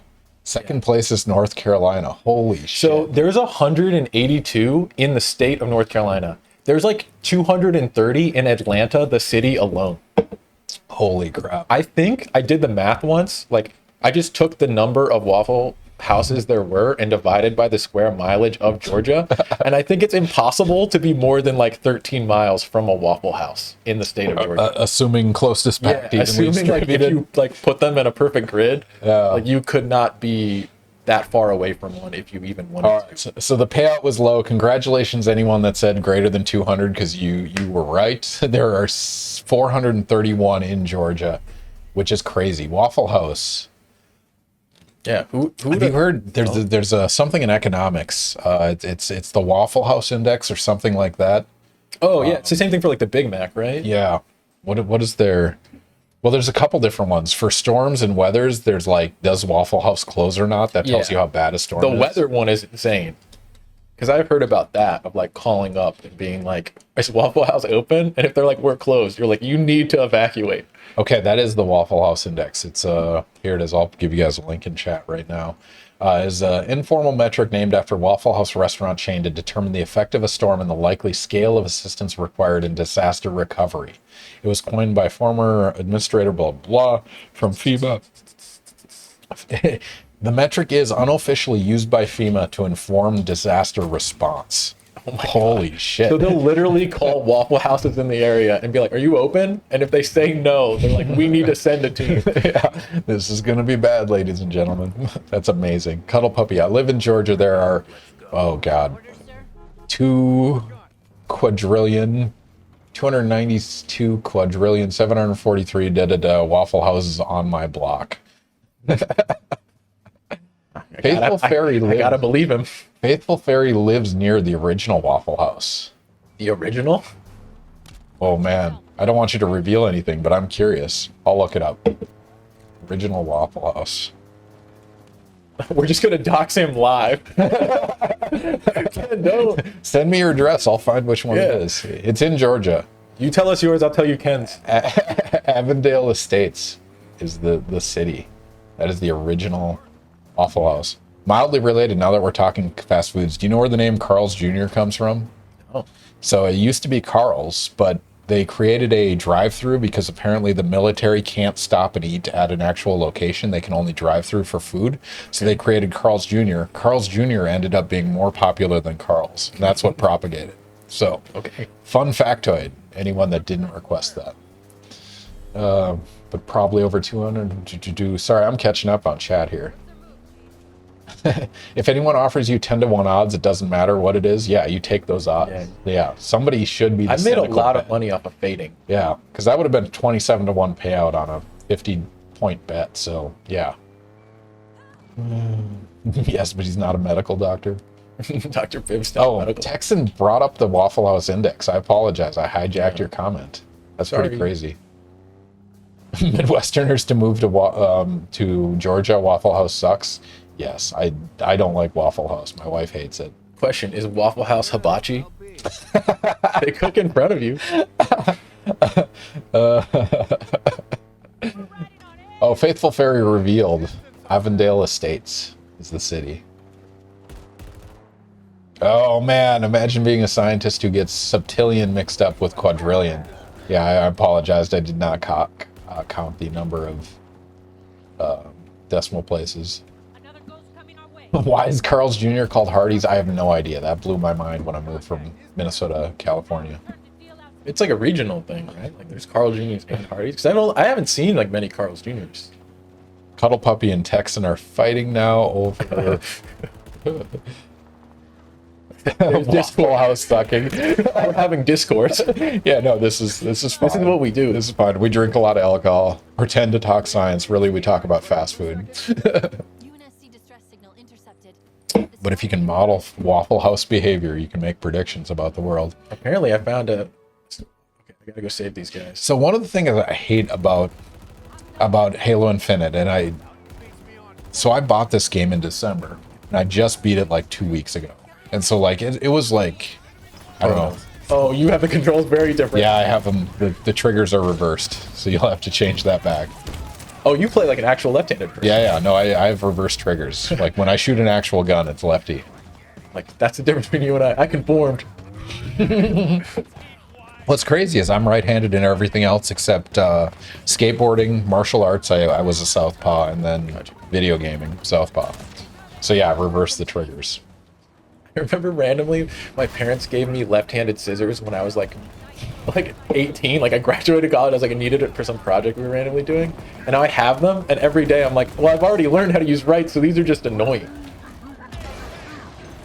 Texas. Do you know pencils are right-handed? What are you, a nun? Slap the lefties. Sinister. Sinister. Yeah, there you go.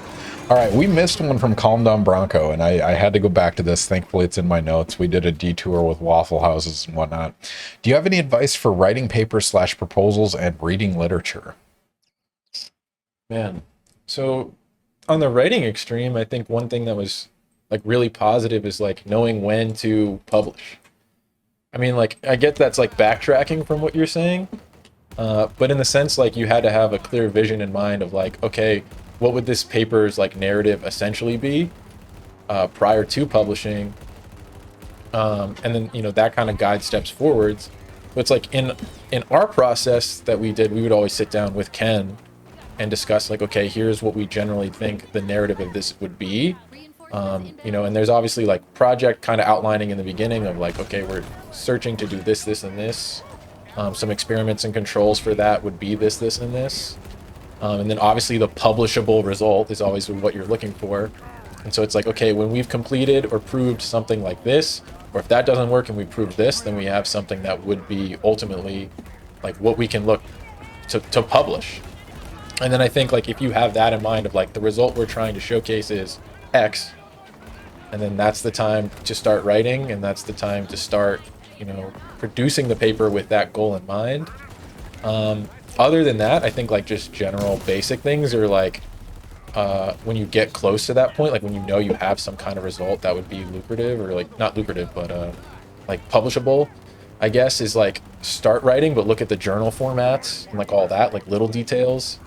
Have data ready, but then also like think about formatting or making it easy for the reader. Like we have so many little pet peeves, like something I think Ken killed us on. I've been Like minor ticks. Like, oh my god, the number of like formatting details I have for like how to make a figure, how to make a graph, are just in my brain forever.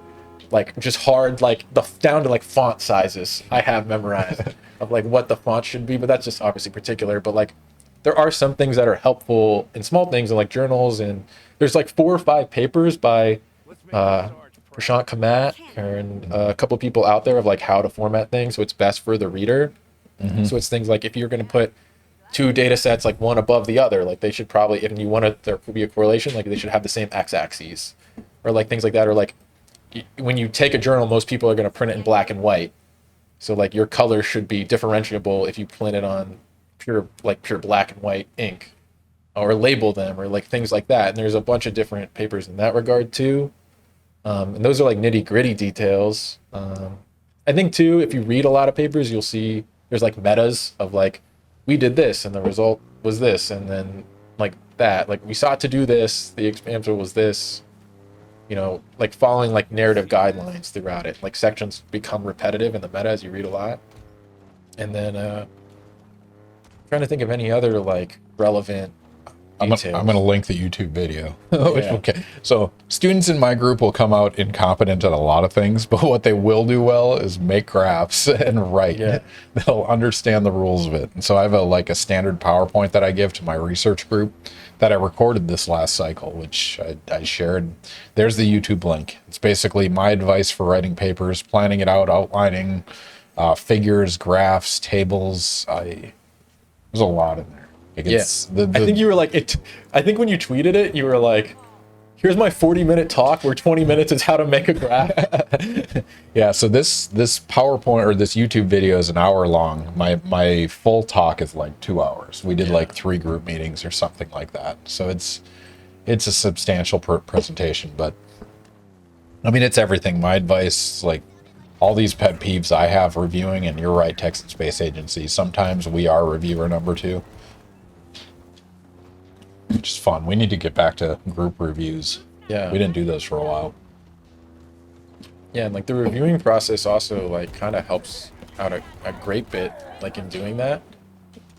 I know it's like it's like it's kind of frowned upon like when we do that, Yeah. like to have like students review things. But Yeah, technically when they send papers out for review, they're very specific about you shouldn't share this with anyone, but I've talked to editors that we do this and they're okay with it as long as it's not shared beyond the group. It's kind of assumed that students will be involved to some degree. Yeah, and it's like, and from that, I've read a lot of really good papers, and I've read a lot of really like missing something papers.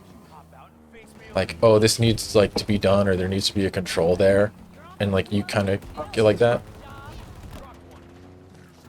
That open in. All right. No way we're losing. Not today. Just- So I always debate what category we should go under. Right now we're Halo Infinite. Should we do just chatting? I guess in a sense, you'll never go wrong. I mean, like we're so small down the category, they're not gonna like bump us out of it. I don't know.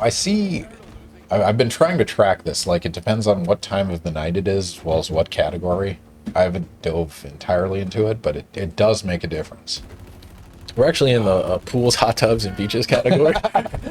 Let's compete with that. Alex advocated for that. Calm down, Bronco. How do you determine what journal to submit your papers to? Oh man, that's like a fundamental, like kind of tough question you have to answer at the end of the day. Because like a lot of people go after impact factor, right? So there's one metric where you can say, okay, this journal reaches more eyes than another or is cited more than another.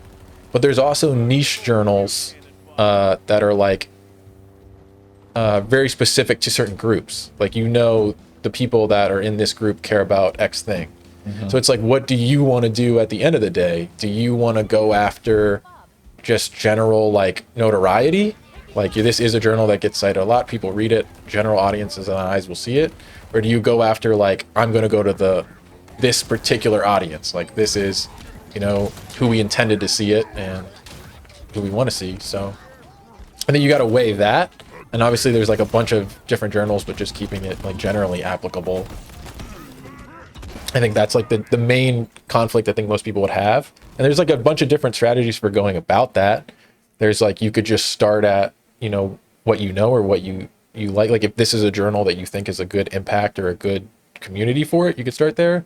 I've seen some people that are like, we're going to start at like always at like JAX or like advanced materials and work our way down, because you can get like desk rejected relatively fast, like in that publishing process. So you can be like, okay, I'm going to go to the #1 journal in the world for what I'm looking at, and then I'll get rejected fast and I'll know to go to the next impact factor, and then I'll ride the next. But note that like, takes a lot of time. Yeah. Because you have to reformat, resubmit, wait for the editor decision, wait for reviews. You can lose months and months to a journal that isn't going to publish your stuff. Yeah. And then that's like the tough part of that.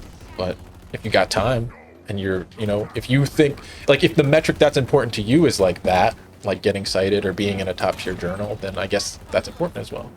Well, so one thing I'll say about like top tier journals, I mean, they have high H index, and the reason they do is because a certain percentage of their papers get cited a lot. So if you look at Nature Chemistry, and Prashant Kamat has broken down these numbers extensively, it's like only 5% of the journal articles dictate that impact factor number, where some of them hit really big and get thousands of citations, and the rest of them are going to be average. And so just because you published in Nature and Science does not mean you're going to be highly cited. It does mean something on your resume, like it's better to be in those journals, but it doesn't necessarily mean your visibility will increase. And so I had to look up an example of this is that, Alex talked about targeting the right audience. So I have I think I had 6 first author papers from my postdoc. 2 of the ones that are most notable for me is one I published in Journal of American Chemical Society. JACS is like the top tier chemistry journal behind Nature Chemistry. And that paper has 13 citations. And then if I go to my other paper where I published in Journal of Physical Chemistry, which has a third of the impact factor of American Chemical Society, reaches a smaller audience, but it has 167 citations. And so if your work is important, it will be seen regardless of where you publish it. In fact, if you look at a lot of the Nobel Prize winners, the paper that got them the Nobel Prize, very rarely are they in Science or Nature or JACS. And the reason is, if you're going to make something that's truly different and interesting, it's rarely going to be accepted by the general populace as being interesting because not enough people care about it yet, right? It's not popular, it's not trendy, it's not going to be in those magazines. So I don't know, I've become quite cynical with Nature, and like we submitted our first upconversion paper to Nature Chemistry and it got rejected after 9 months, and we got scooped during that interval. I don't know if you knew that, but No.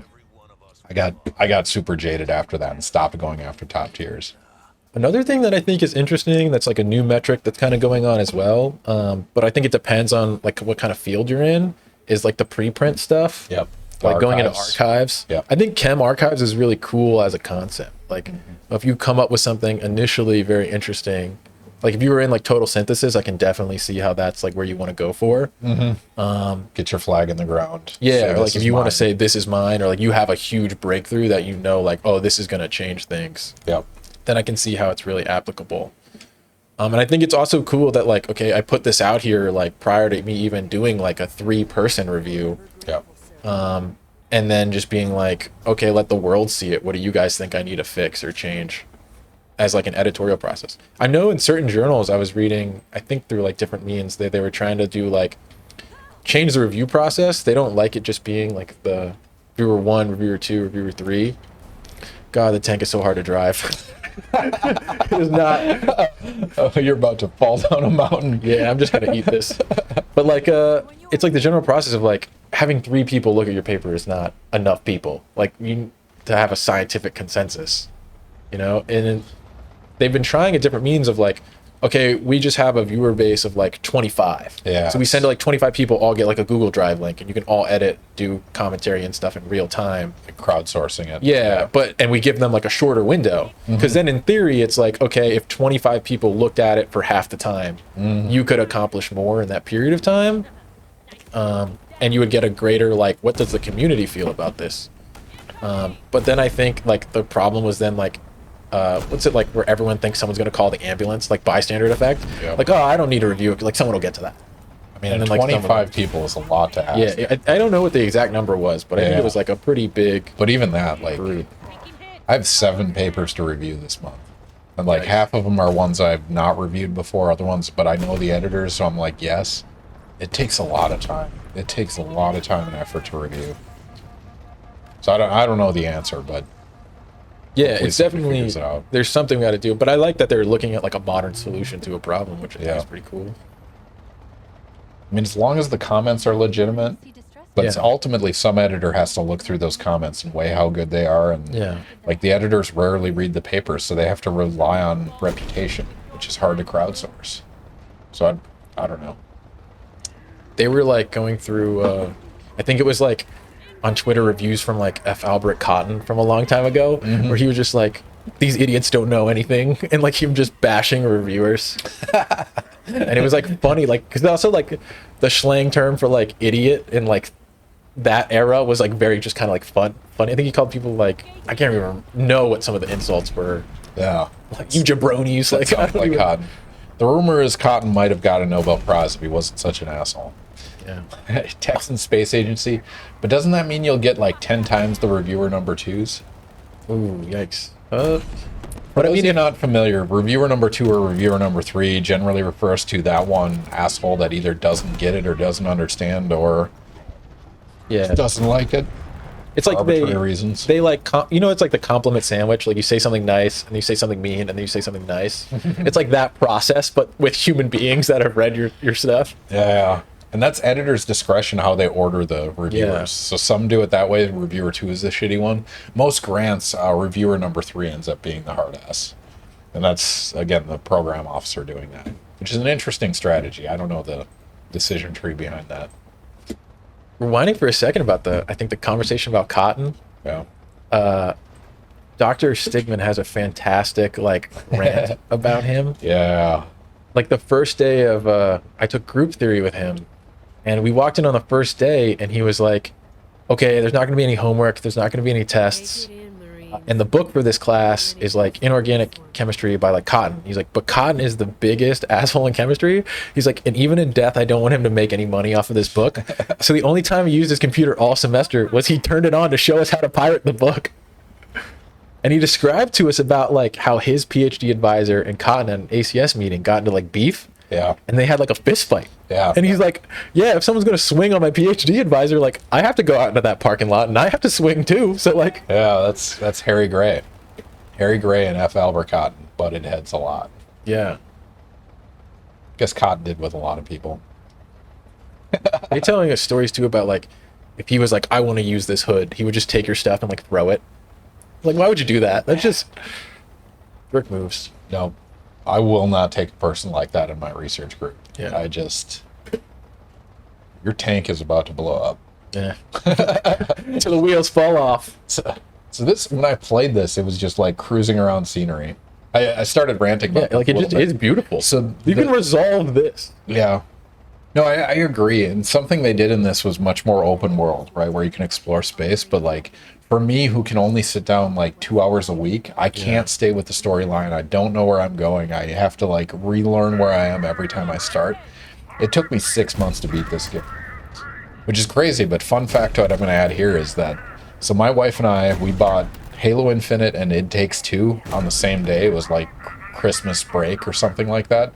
And coincidentally, we ended up beating both those games 2 weeks ago on the same day.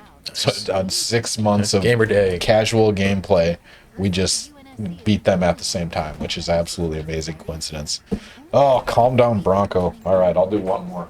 But I did like the opposite like strategy. Like I think you beat the actual game, but what I did was I did all the like extra missions. Like I did You're all a these. lunatic, man. Like I didn't even try to like really beat the actual game. I just did these extras. And there's a lot of them. Like there's Yeah. hours and hours of gameplay. Like just as a quick, it won't pause the game, I think. But like, All right, calm down, Bronco. Request a drink. Cheers, Bronco. Oh, that's a lot of drinking for one night. I did all these fobs and all these like in reds, like all these like icons are basically like side missions. Yeah. So you continued my game and you're just beating the side quests? Is that- Yeah, that's basically what I just do. No, it's fine. My rank goes up. Yeah, because Internet one of the can't tell. things that I saw really early on was like all these Marine guys, these AIs. So what they do is they get infinite ammo, Yeah. and their aim is impeccable. So like if you can upgrade, like do the side quests enough to where you can get like a team of these guys in a car, they'll just win the game for you. You don't really have to do anything. You can backseat your own game. All right. But anyone just joining us, Ask a Scientist Gaming, mediocre gameplay, expert science. My guest today is Dr. Alex Robb, recent PhD graduate from the Hansen Research Group at Florida State University. He's happy to talk about solar cells, photodetectors, graduate school, applying for jobs, Halo CE, Halo any version. He is happy to discuss. If you have questions, throw them in chat. We will make sure to get to them. It's 9:47. We should probably do. You have 3 predictions left. Which one do you want to do? We'll talk that one, that one, that one. I think this one would be like a good transition to talk about like Florida State, like kind of in general. We're going to plug some Florida State. All right. If you're not following, click the follow button. We're going to put up a prediction right now. It's time to bet some standard internet units to make me and Alex drink even more tonight. It's only 9:48 and we're already 3 beers in. That's fine. This will all work out. All right. So I'm going to throw a prediction out there right now. Wait, they let you do more than 2 options? I honestly did not know that. Is that new? I have no idea. It used to be only 2. I'm fairly sure. I've been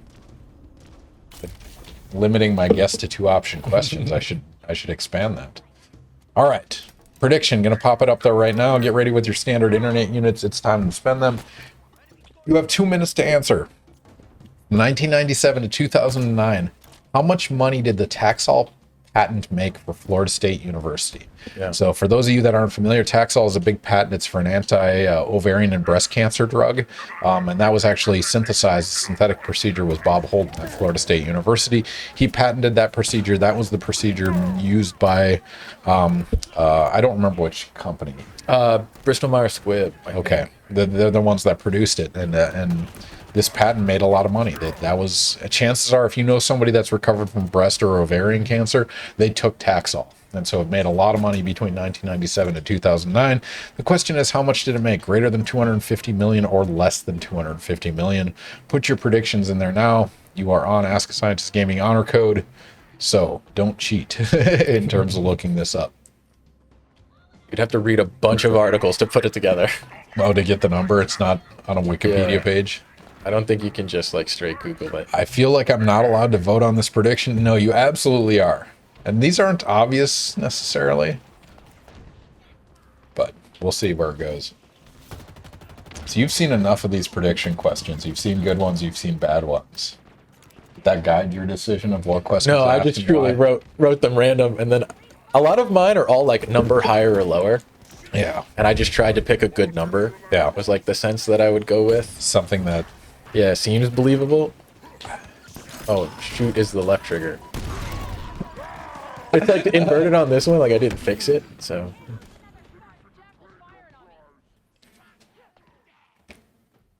All right, you have about 15 seconds left. Greater than 250 million, less than 250 million. There we go, Texan. Going with the Fade? the high return guess, whether it's right or wrong.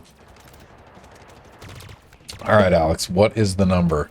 The number is 351 million. $351 million went to Florida State University from that patent. The answer is greater than 250 million. Yeah, low risk, high reward. Absolutely. Make that bet every single time. So that patent made FSU greater than 250 million. It also paid for building the chemical sciences laboratory, which is where Alex worked and where I live. Yeah, Great really kind nice. of like conflict about how that money was supposed to be spent. Yeah, there was a lot of battling behind that. Yeah. The patent dollars are worth more than magical internet money or standard internet units. Yeah, we're talking real dollars. Yeah. No, that was real money that changed a lot. Is it true y'all made Gatorade? No, that was University of Florida, that's UF. not Florida State University. In reading about like the patent spending, like that's also one of the top grossing like patent producing like things from a university of all time as well. Gatorade? Yeah. It was like Taxol made us like #1 for a couple years, but like UF with the combination of all of their like Yeah. different research based things and Gatorade, I think quickly overtook us because our deal ended in 2009. Yeah. So the patent has a lifetime. Yep. Yeah. Yep. Definitely paid for a lot. And then like No, it's interesting when you look at that because like MIT, if you take their spin-off companies and patent dollars, they're like the 5th biggest economy in the world just from their technology and their technology sales. It's crazy. because I know like in the same All right, pause. You got to hear this one. So Gatorade, obviously UF Gators. I heard y'all tried to make a competitor to Gatorade, but Seminole Fluid didn't. yeah, it's just G. Willikers. Seminole Fluid would stick. Just not sell well. Good one. Thank you, Texan. Oh, We sell just like man. heavy water, so, like Just like glue. Seminole Fluid. Oh man. have you ever seen the show like How It's Made? Like the classic like Yeah. there's a dude on YouTube that he sounds like the guy and he just fakes doing How It's Made, but in every episode is like a random thing that doesn't make sense. So it's like a 30-minute thing and then like 10 seconds of it doesn't make sense. Like one was like, in the next 10 seconds I'm gonna start screaming. And he just screams for like a couple seconds. But one was like, How It's Made? Isn't that a real show? yeah, and then one he was like, because he like repeat I guess some of the episodes, and Yeah. one of them was about like milk, and he was like, this is 2%. this is whole. And he was like, this is horse semen. And then he just moved on. Like, you didn't address it. So he just kept moving. I respect that. Oh I man. can't remember what that series like is. I think it like lives on YouTube somewhere. But yeah, one of the questions was how much did Bob Holt make? And the answer is a lot. Oh, I yeah, mean, hundreds of millions. He's got the real deal. No, what I heard from someone was that he had, so there's his like personal cut of the patent, right? But he also negotiated with FSU where a certain percentage of the patent would go directly to his research funding. Yeah. And so he basically just ran a research group. Like that's it. He used his patent dollars to pay postdocs, to pay grad students. He bought out of teaching with those dollars. Like, yeah, it's amazing. Nope. It's called How It's Really Made. Oh, okay. I never knew what the actual like series was. I just seen clips on like from different sources. Because How It's Made was like a PBS or like History Channel type show. Nope. Oh my God. That's not what I want to do. The controls are all different. Yeah, no, it's very different than the Halo CE. Oh, Left click. sorry, Reese's Pieces. I have a limited submission of channels. I will look it up right now. How it's actually made or how it's really made?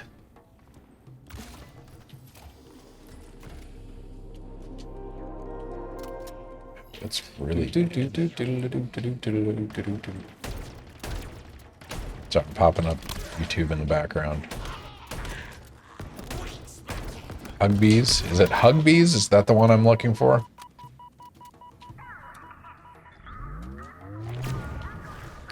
You can private chat it to me on Twitch and all. Okay, that's the channel. I will link that right now.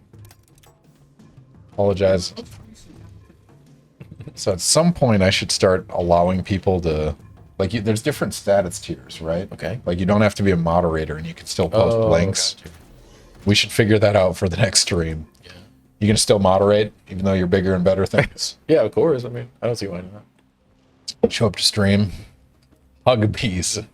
You know, now that I've been a guest, You're now that I know Vader's suit number, hang out with the casuals that don't have DR period in front of their name? Not for me, sir. Not I. Wait. I know that's worth 5 requested drinks, and that's going to make me suffer for that. Don't have DR period in front of their name.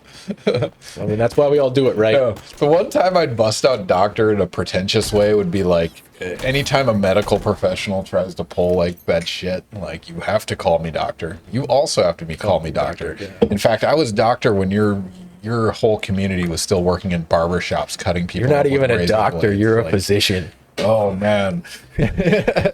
Texan Space Agency redeemed, take a drink. Yep, And that was- redeem, take a drink. Yep, okay. Calm Down Bronco. Should we grant Calm Down Bronco VIP status? I think we You should earned at it this today. point. I honestly don't know how to do that. I'll allow it. Can I do... Man. No, we're quite drunk at this point. We're just chilling out. It's almost 10 o'clock. Oh, no. And, Because I keep thinking this is shoot. I throw you the can grenade. change it. I mean, you can... Herr Doctor Professor Texan. Fun factoid, in Germany, so there's very specific restrictions on the title doctor and professor. So if you get a PhD in Germany and you're a professor in Germany, you have to be referred to as doctor professor. Like that title exists.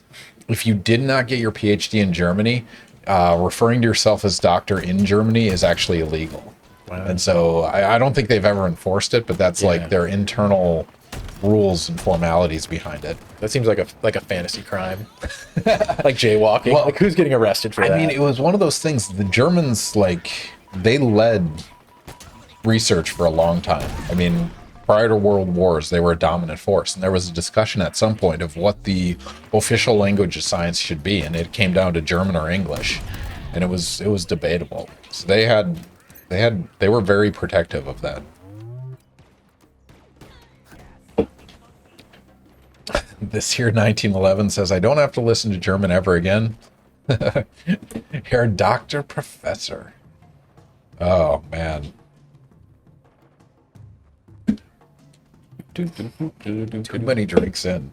The take a drink was a mistake. No. We might have to. No, I don't see it. I don't think that's the case. So the reason I do this on Wednesday nights is because I teach Monday, Wednesday, Friday. Not during the summer, but during the year. It's like, okay, I can be hungover on Thursday morning. That's fine. But yeah, in the fall, I'm 8 a.m. again. 8 a.m. Gen Chem 2. Oh, no. Is it also an HCB? Yep. It's 330 people. Gotta make the walk. I mean, that's fine. Nope, that's not. I love, like, one of the things I love about Florida State is they were like, hey, we want a building. Will anyone like to donate for it? And everyone was like, no. And so we just have this building. It's like huge classroom building. All right. Science questions. I'll try to be sober enough to deal with some of these things. All right. A big spooky skeleton wants to know, does anyone at FSU study fungi? My position in plant pathology ends in 2 weeks. I'm looking for other academic positions. Just applied a fungal genetics lab at Berkeley. Man, I wouldn't know, honestly. Nobody I've had on Ask a Scientist does fungi, but I'm 100% positive somebody at FSU does. Man, I would not know. I'm sure, like, I mean, we're obviously in chemistry, so we would struggle to know what's going on in the biology building, but I'm sure there's something out there. Someone has to be doing something. I think we're a pretty big ecology school, if I had to guess, because of like proximity to the coast. I mean, we have a lot of neurobiology. I guess microbiology is pretty big. I don't know fungal. That's a really good question. But yeah, search the biology webpage. You'll find somebody. Calm down, Bronco. Wow, in-person Gen Chem must be an experience. Oh yeah, people don't know about in-person school. Well, Bronco was one of my students. Oh, really? So yeah, he was, I'd assume online, based on that comment. I honestly don't remember what year it was. I remember one of the interesting things about, like, I taught one of the classes after post-COVID of like the first in-person lecture. Mm-hmm. And when we took the first test, they didn't know how to take tests. Because like they would just stand there. Like they finished the test and then they would just like look at you. And then we're like, hey, like walk it up. And they're like, what? They would like sit there and just be like, come to me. Yeah. And we were like, we can't do that times 300. I mean, in their defense, that's what you do in high school, right? Yeah. There's no way to leave. So yeah, I get it. Or That's like crazy. The class, like, what do I do now? And I'm like, whatever you want. Like, I don't leave. Like, you're free. If you don't have a bottle of whiskey in your office, you ain't no cowboy. Wait, you mean office hours aren't for drinking? If it's online, sure. Zoom, they can't see that. Excuse me real quick. Goes off frame. Glug, glug, glug. You forget a huge classroom building is called HCB building on the sign out front. Isn't it really? It's the ATM machine. Yeah, I think they did do that. Oh my God, that's embarrassing.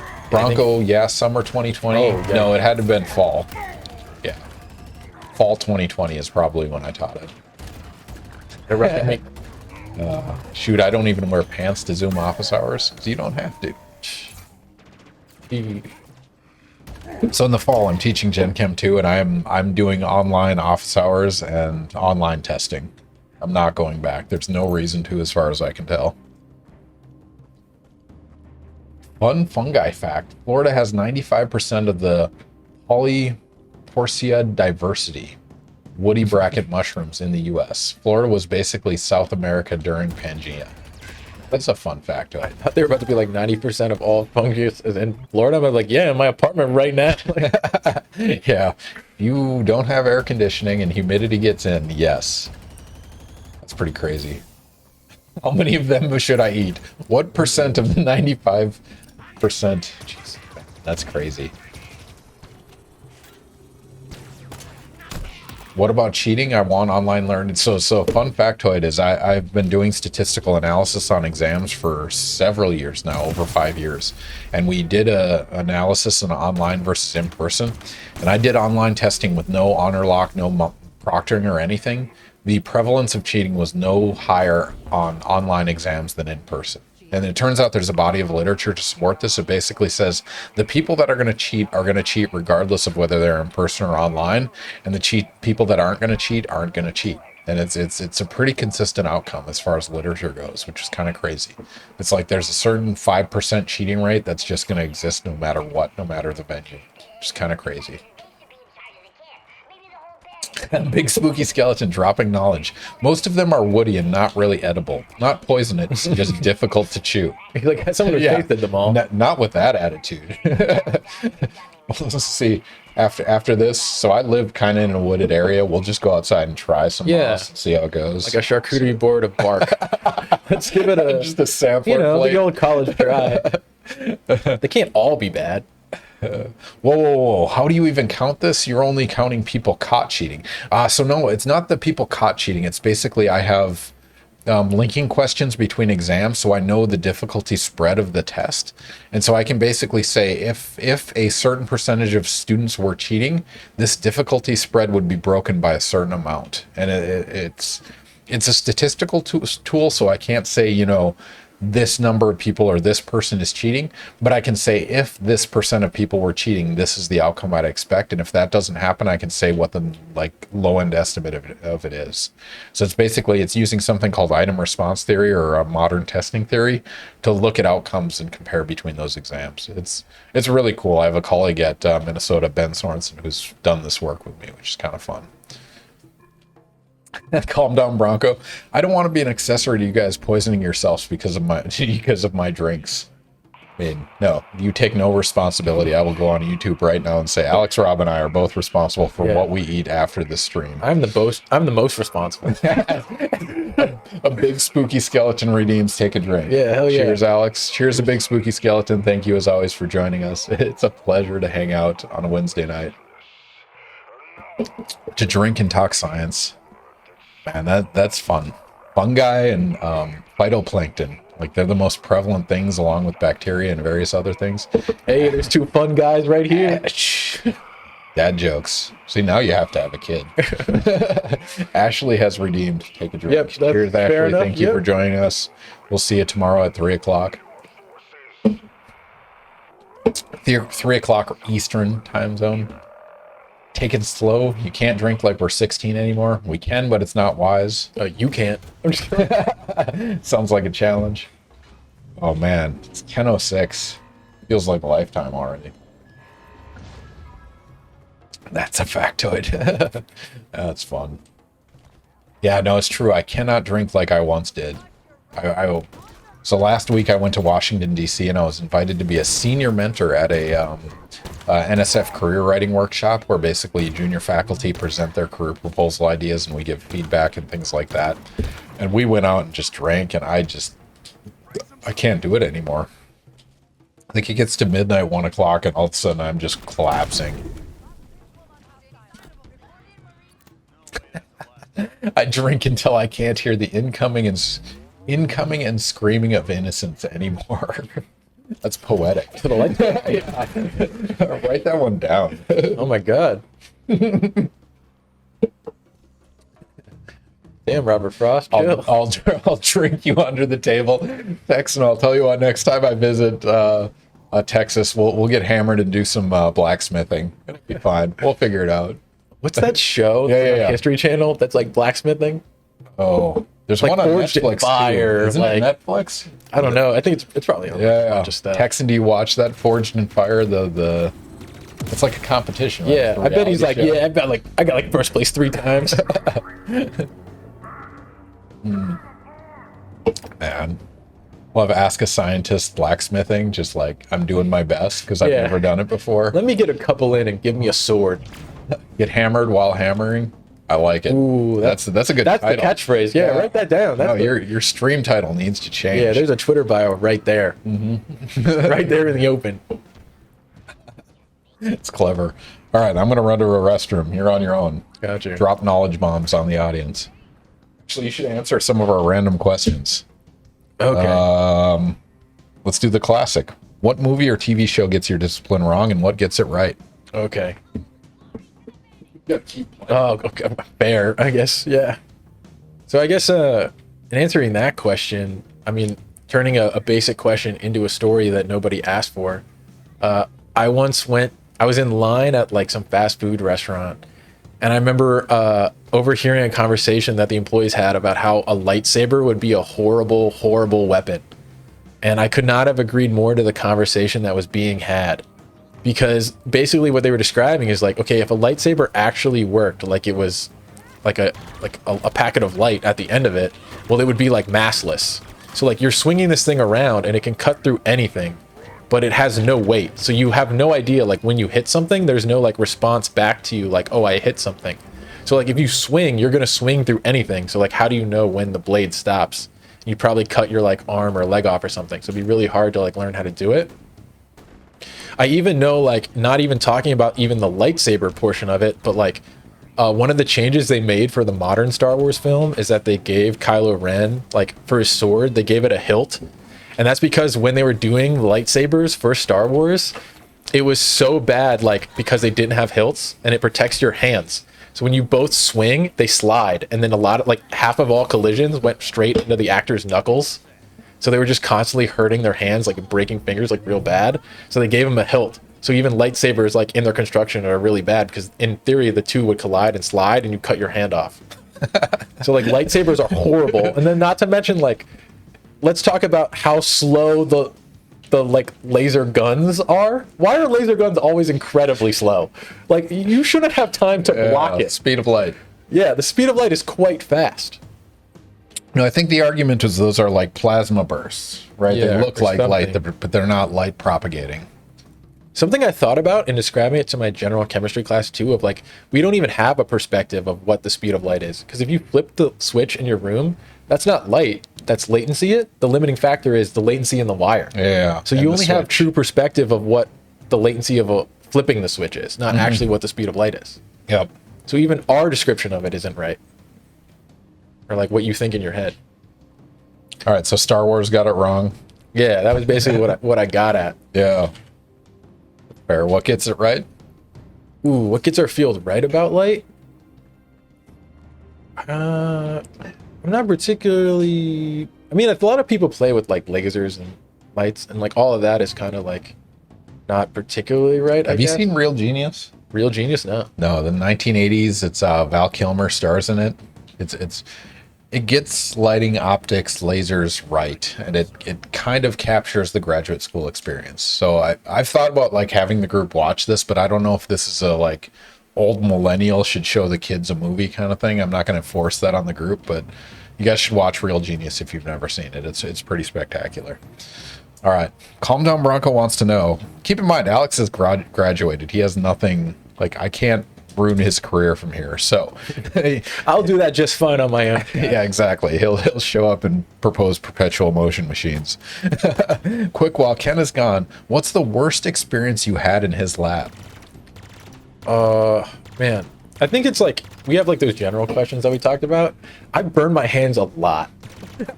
I don't know why. I think like one of the first things I worked on was a project where we were trying to make MOFs. And it was me like putting things in these reaction vessels that I would have to heat in an oven to like really hot. And I don't know why I kept being phosphonates. Yeah, I remember that. I kept being like, I can touch it. Or like I only would have to move it from like here to the table. You know, like it's under the table. I just had to lift it enough to put it on the table. Yeah. And I was like, it'll only take like 3 seconds if I move fast. And every time I was like, yeah, that burned my hand. I don't know why I always had that response. Oh man, so I did a summer RU when I was a sophomore in second sophomore year because I redshirted in track, but I worked for Slavy Sivov in Notre Dame, and he recounted a story to me. He did those hydrothermal bombs, those things, and he used the gloves, right? The gloves to carry them. Yeah. But at one point he was like, I want this to go faster. So he used the glove and he put it in water. And so the problem is it generated a whole lot of steam very quickly. You don't and he do just that. wasn't thinking, and he basically just superheated steam, burnt his hand and his whole entire forearm. It was pretty devastating. In That's a pretty similar, crazy. like, I don't know why I did that moment. One time, we have like the horn tip sonicator, which if you guys don't know what that is, it's basically like you hold this part and then there's like it's like a metal piece that goes down and then it sonicates at the end of it. So It just vibrates. yeah, it really, vibrates really fast. Like think about like sonicating toothbrushes. It's a lot in like that regard, if you understand. And ours is really old in our lab, and it has like it doesn't have like 1 through 10. It's just like a knob with like no discern of like what the power settings are, and it just had like an indicator that was like, don't go past this. And I remember I was sonicating like something in real time. I think it was like ITO paste. Yep. And I was like sonicating it, and in real time I was like, I wonder what this knob does. Like I was almost done. Like I didn't need to do it. It was working just fine. But I wondered like, what happens if I turn it up? And I went past where it said like, do not go past. And it was in a little like glass beaker, and the glass beaker exploded.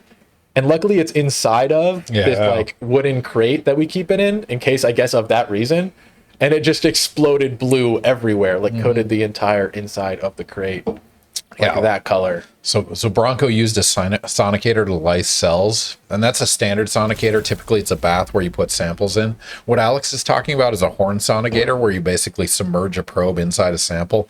Those vibrate so fast. Yeah. And fun factoid, our undergrad works in lab. She has a hearing aid, and like she can hear the sonicator from anywhere. Yeah. Like, and it makes her like vertigo and sick because of it. So heads up, if your lab has a sonicator of any kind and you have some kind of hearing aid, it could really mess with you. I'd never heard of that before, but I learned that the last year or so. It's kind of crazy. And Texan Space Agency, if you wet your hands, you can forge yellow steel with your bare hands. Yes, Leidenfrost effect, which is really cool. It's basically the water evaporates fast enough on your hands because of the heat that it creates a gaseous barrier between your hand and the metal sample. So you never actually touch it, which is why you can put your hand in lava very briefly, or you can hold liquid nitrogen in your hand, which is very cool. Oh yeah, I've seen the videos of people like slapping lava. Yep. And that's what it is. It's the Leidenfrost effect. As long as you have a certain amount of moisture on your hand, that evaporation creates a gas buffer between your hand, which is really cool. Fun factoid. Uh-oh. Did we miss Ashley's request to factoid 9 minutes ago? She wants you to drop knowledge bombs. Potentially. Man, let me try to think of some other. Did you write them down? I wrote some down. I have to just You look at can my look 'em phone up. really quick. It's 9:15 or 10:15. Sorry, anyone just joining us. Ask a Scientist Gaming, mediocre gameplay, expert level science. Guest today is Alex Robb playing Halo Infinite, answering questions about solar cells, graduate school, lightsabers. We've gone down many rabbit holes during this time. I'll share two for fun. I Okay. think one, I was watching this video about like Mike Myers was going through his like career and like all the different films and stuff he had done, and he was talking about Shrek. And in the original Shrek film, he recorded the entire thing just as Mike Myers. And he was like, I think it would be funnier if I'd like did an accent, like let me do Scottish. And he did an entirely like second take of like, I'm doing the whole movie, but this time with a Scottish accent. Scottish accent. And he let them pick, and they picked the Scottish one, and they were like, you were right, the Scottish one was funnier. Expanding on that, Chris Farley originally recorded as Shrek. Really? Yeah, I didn't know that. It was a non-trivial portion. It was like 20% of the movie he had voiced over, and then he died, and so Mike Myers took over. Yikes. Yeah, it was supposed to be Chris Farley. It's kind of crazy. Ooh, Bronco's asking the important questions. Should we throw a prediction at 6? What do we have? 10:16. Yeah, we'll wait till you answer this one. All right, if you had infinite money and no moral qualms, what experiments would you conduct? I was thinking about that, and Because you've seen a lot of these. yeah, you know the context. honestly, the one that I thought was like the coolest one that was like no moral qualms that I thought was like very obtainable was the one where they talked about you should just like DNA test everybody at birth, or like if you do technically like the who your father test is. Like, what's that one? There's like a technical term for it. Like, we figure out like who the like Patri something test. I don't know. But we had discussed it, and it was like in that test, like basically like 23andMeing everybody. Like, you know who everybody's father is. You know a bunch of like genetic It was information. Jim Fadul. Yeah, he Yeah. wanted to do genetics of every male on Earth. Yeah. Yeah, and he was like, if you just did these simple like swabs at birth of like infants, then you could create this huge, insane data set. Paternity test? Yeah, No. paternity test. Is that it? I think that's what it is. Yeah, like because in that test, like you're gonna get all the other information as well. Yep. And so it's like in doing that, you could get a lot of different information that could be very useful data sets, and then like you could like look at it in a bunch of different ways of like geographically, like there's different like conditions going on in these areas, and then you could look into like why, or like, you know, there's different problems in different areas. And I remember like hearing that one and be like, okay, that makes a lot of sense for just a couple of like swabs that you could do like at birth. I know there's like the qualms of people that like obviously like, oh, I want to know these certain things, but like you don't have to be told. Well, Like that information can be in the set. in their defense, I don't want my insurance company to know these things. Yeah, What I is guess that's pre-existing condition? Yeah. Like if it's genetic, is it pre-existing? Yeah, and then you should know they like not at have to birth cover you're it? susceptible for this. And then yeah. they don't insure you because of it, or your insurance rates go up. But I guess that gets towards the point of like if you Yeah. could do anything. Yeah, no. And yeah, so do that test, but also write laws that protect people from it. Yeah, and then like it can't be shared, or like you have to go through some crazy like process to get that information out and shared with the right people. Imagine knowing who your father is in 2022. Man, there was a Reddit post, someone just like confessing something randomly where they did like the 23andMe and they found out that their dad wasn't their real dad.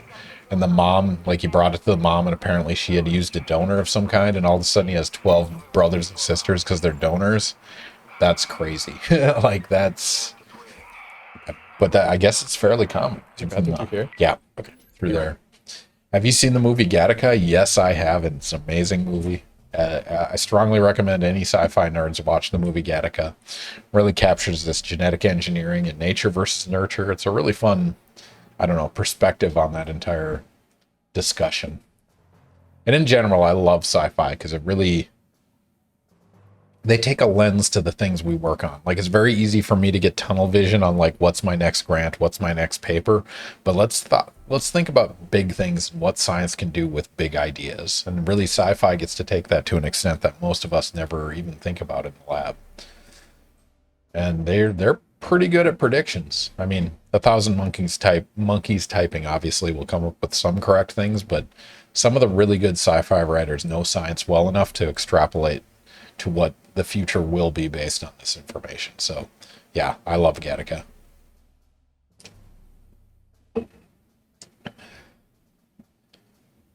Yeah, that's true. Even with DNA testing, you can only ever 100% assure matriarchal relationships. Yes, from the mother, the father will be to some degree a certain within a certain percentage will be uncertain. That's absolutely correct.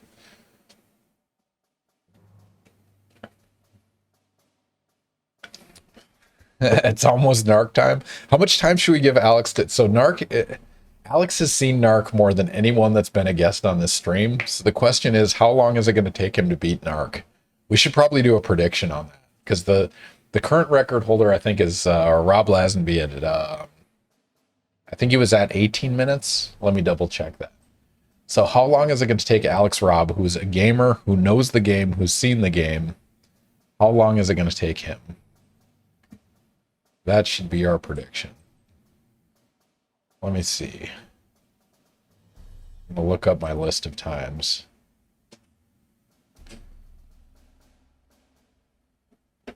We're just discussing how much time we should give you for NARC. So the current record holder is Robb Lazenby from the Department of Chemistry at Florida State at 18 minutes and 8 seconds. Should we do an over-under at 20 minutes? Oh, like you're talking like a prediction? Yeah. Like who could do it? For NARC. I mean, there's some perspective in here. Yeah, no, you've seen it. Yeah. This is not off the wall. You know what the buttons are. You've seen the walkthrough. You've seen where people struggle. For anyone that's like a consistent viewer, the one thing I watched on the YouTube video is like how not to crash the car near immediately. I'm going to hit the mines like right after, but as long as I don't cross it immediately. That was all what I was really striving for. At the end of the Cuddle day. puppy. I'll beat NARC, or Alex will beat NARC in 8 minutes and 49 seconds. Are you ready to set a world record Oh tonight? my gosh, is this when we do it? Bronco said 1648. World record holder is a noob. I can't wait to disappoint you all. Why is there such a Florida bias to your guest selection? It's because there's people that can drive to my house happen to be in Florida.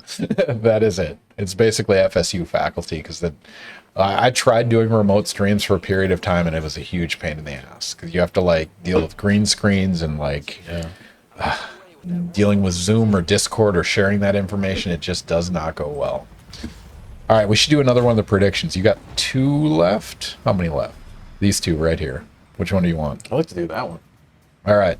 Speaking of Ask a Scientist, this is a fun one for our longtime viewers. And you can actually look up our YouTube page and potentially get an answer to this question. We'll let you cheat on this one, but you have to subscribe if you go look it up.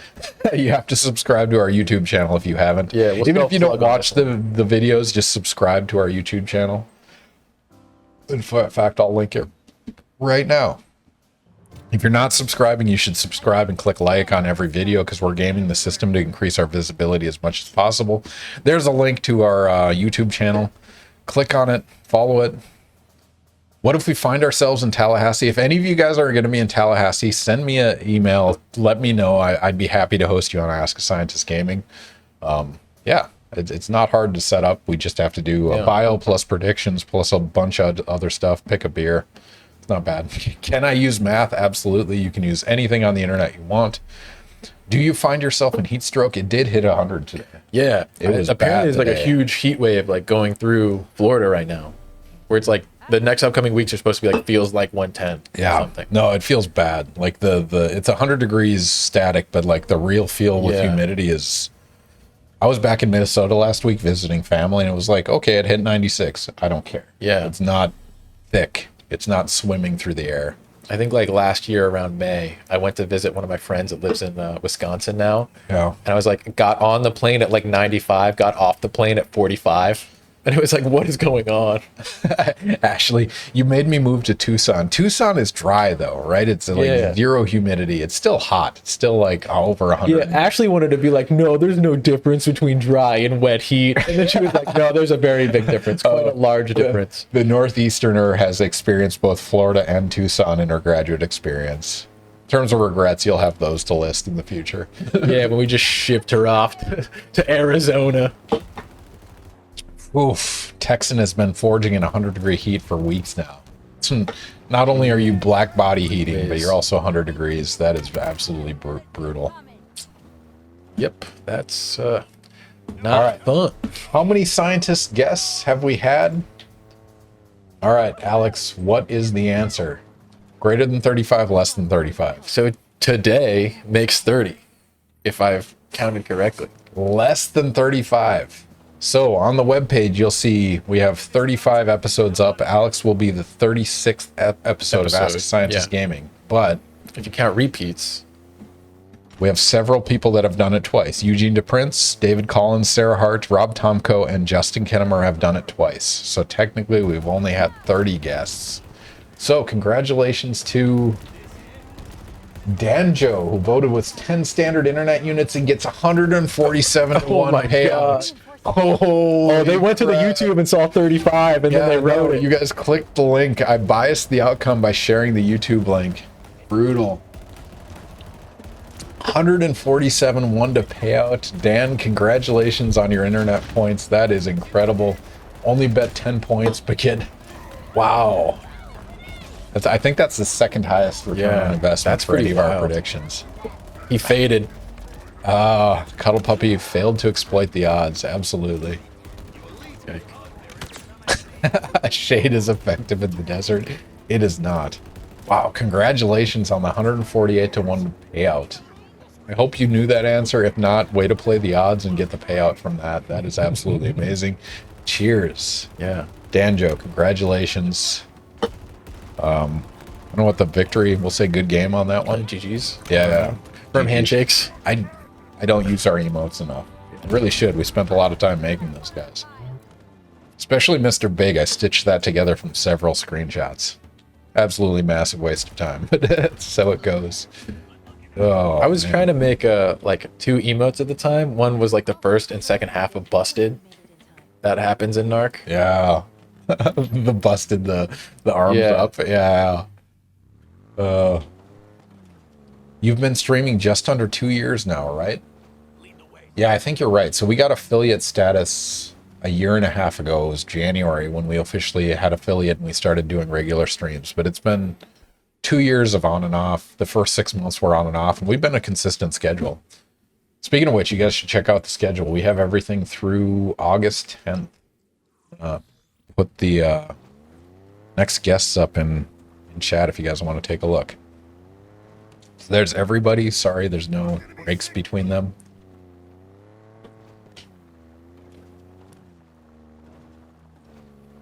I saw 2 as well. I think just tweeted by like Florida State like one of your guests had been here multiple times, Dr. Don Carr, had just received some like prestigious award. Yeah, no, it's really fun.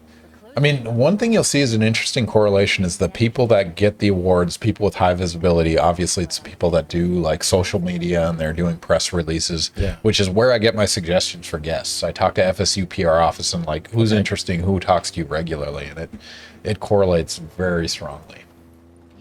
So that's pretty cool. Marking the source. All right, man, 148 to 1 payout. Congratulations Jeez, again, Louise. Danjo. Man, I've just been like winning all these side quests for you. no, it's fine. Like following my passions again. Dr. Sang, Amy Sang would be a great guest, I think. She's so animated in class. I have not reached out to Amy. I probably should. It's one of those things like I have to cold call people and say, do you want to play video games and do you want to talk science? And that Venn diagram is very, very limited. Do you know anybody in remote sensing? Depends what you mean by remote sensing. Remote sensing? Like we do photo detectors, we do photomechanics. Those are all remote optical sensing methods. Depends what sensing mechanism, what wavelength, what signal you're detecting. That's interesting. I guess you're doing the water mapping stuff, so that's probably a lot of microwave and maybe some vibrational spectroscopy. Dr. Amy Singh, that'd be fun. All right. Infinite money and no moral qualms. You would do the same experiment to previous guests then. I mean, I heard it and I was like, it just makes so much sense. That's what you'd want. I mean, even investing in his, yeah. I mean, like, there's like other like dumb ideas, like the space elevator. Yeah. I mean, Like, that's a cool, just like idea. oh yeah, you mean satellite imaging of surfaces? Yeah. We do not do that. That's a lot of data processing. I don't think it's a lot of. I mean, there's source and detector development, which is what we'd be in, but in actual application, I think that's going to be much more geography, geology, which I haven't had a geographer or a geologist on. I need to. Rocks for jocks. Shortwave infrared, yeah, near infrared. It's good for night vision goggles. What else? What were we selling? Like, Bioimaging. yeah. Detecting Bioimaging happens unmanned really easily. drones. Yeah, that's bar. Yeah. All right, Alex, we're at 10:30. Should we throw the last prediction up so you don't have any distractions while you're playing NARC? NARC. Because the pressure is quite high. Yeah, to play the game I've seen played. You've talked so much shit about other people playing NARC. Well, only about one specific moment of the game. Which is a key moment that everyone watches for. All right, we're going to do one more prediction, and then we're going to give Alex, what, 20 minutes? What do you want, 25 minutes? Yeah, like 25 minutes probably. Okay. All right, we're going to do our final prediction of the night. Get your standard internet units ready, especially if you got 148 to 1 payout. See if lightning strikes twice. Imagine how much you could win if you bet custom amounts.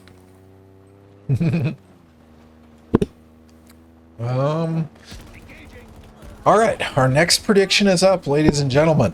The question is, how much area of the US would you have to cover with 15% efficient solar cells? Or how much area would it be required to power the entirety of the United States energy consumption with 15% efficient solar cells? The answer, 12,000 miles squared or 22,000 miles squared. What is the land area that would be required to cover all of the energy consumption in the United States with a 15% efficient solar cell? So to give you context here, I added some numbers. Alex, I don't know if you saw that, but 20,000 miles squared is roughly the size of Maryland. Yeah. 22,000 miles squared is roughly the size of West Virginia. So it's a non-trivial chunk of land. The question is, which one of those land masses would be required to power the entirety of the U.S. energy consumption with solar cells that are 15% efficient? Keep in mind, 15% efficient is roughly the number. If you buy a commercial silicon solar cell, that is the number you're getting. Yeah, it's roughly kind of like what we're at as a field. I'm just now realizing the checkpoint I set is like on the top of a flipping mountain. Man, I spent like an hour walking through mountain ledges to find the right area to do the, because I just did the main mission. I didn't do the side stuff at all. It's a pain in the ass. Yeah, where's your grappling hook? I'm about to just try to grapple my way there. All right. 12,000 miles squared or 22,000 miles squared. You have about 45 seconds. Somebody make a bet on this. Which one of the land masses would be required to power the entirety of the United States. 12,000 miles squared or 22,000 miles squared. I also put metric there for those of you that don't use American units, because you use things that make sense like kilometers and miles. The numbers are there as well. I love that you see till the last 5 seconds and like 4 people bet the dark horse, the under option. Let me put down $5,000. Let me let it ride. No, they bet like 10 points on the underdog option because 10-to-1 payouts. Why not? All right, I always see like 10 points on the con and then bet 59 to get to the right amount. Are you excited to be on the other side of betting next time, or do you like being on this side? This side is fun, producing the questions, but I think it's fun to gamble because I truly don't know what the answers are either.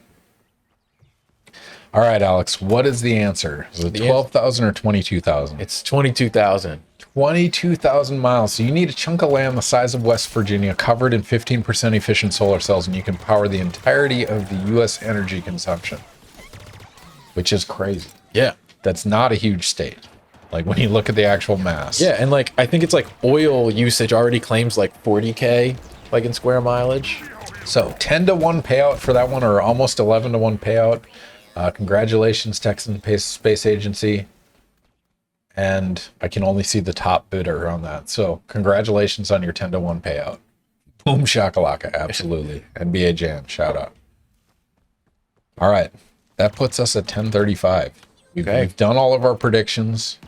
Are you ready for NARC? I think I'm mentally ready for this. Oh, man. Are you? All right. I'm going to open NARC.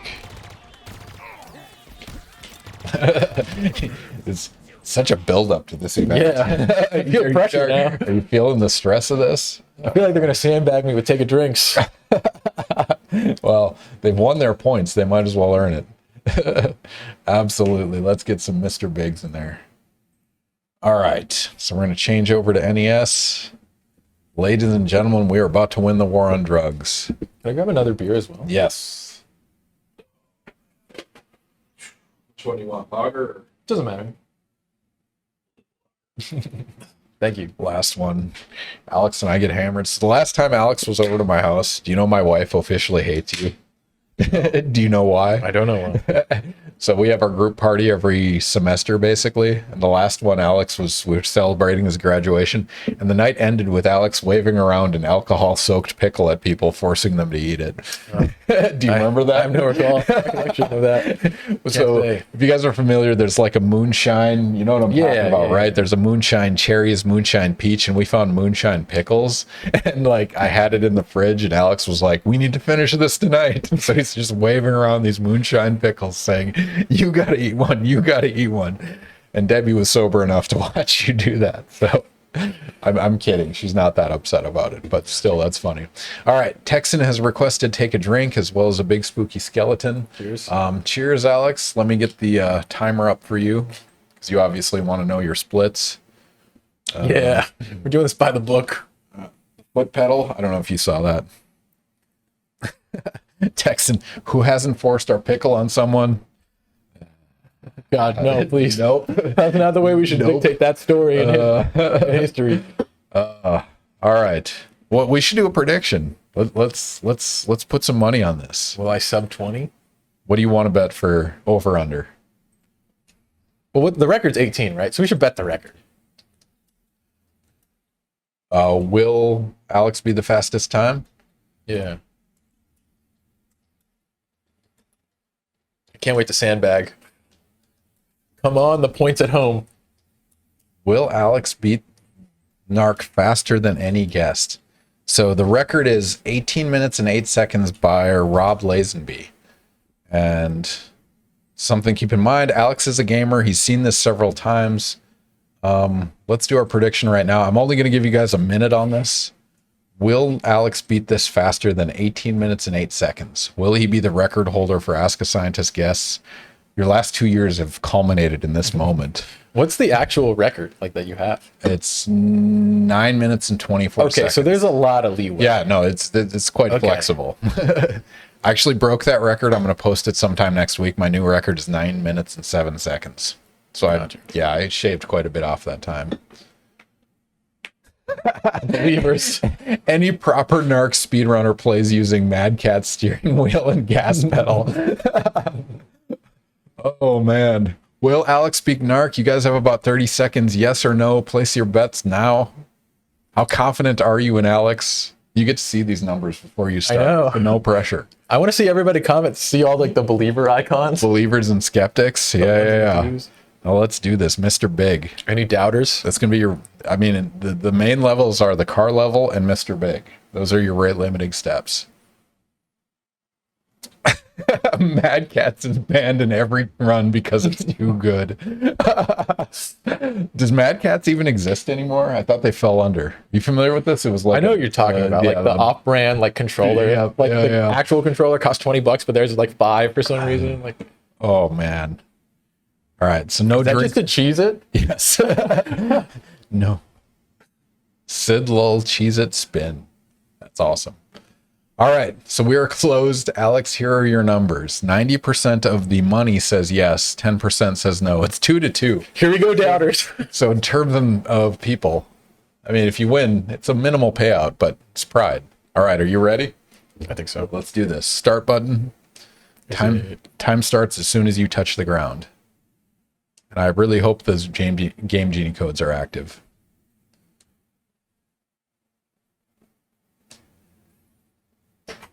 All right, ladies and gentlemen, we are off to the races. Mad Catz was just rebranded. Triton is owned by Mad Catz. Oh, that's interesting. I did not know that. So Alex knows you just walk right and just go as fast as you can. Do you feel the stress? Yeah, I can feel it. Like, Is this more or less stressful than your PhD defense? less. Because at the end of the day, it's like not my money. No, none of this matters. All right. For those of you that have started. Oh. Triton, aka Beats by Dre. Yeah, Beats by Dre, who intentionally adds weights to their headphones to make them seem more expensive than they are. His face is so intense, you've become serious. I know, I'm like actually trying. So the speed run, the first level is only 43 seconds. So you're already 9 seconds behind. Okay. No pressure. I don't have a bad split right now. Oh man, taking it so seriously. Alex is eating those bullets. Yeah, he knows there's no reward in killing these people. Oh man. Oh, yikes. So this is a question for the general audience. So my 5-year-old, I've started letting her play video games, and I started. We let her play NARC? No, I started playing with Mario, and she just hated it. And then I put on NARC, and she just loved it. She was just like arresting and murdering people. It took her like 3 hours. No, not 3 hours, but like 15 minutes to beat the first level because she didn't want to beat it. She just wanted to like murder people.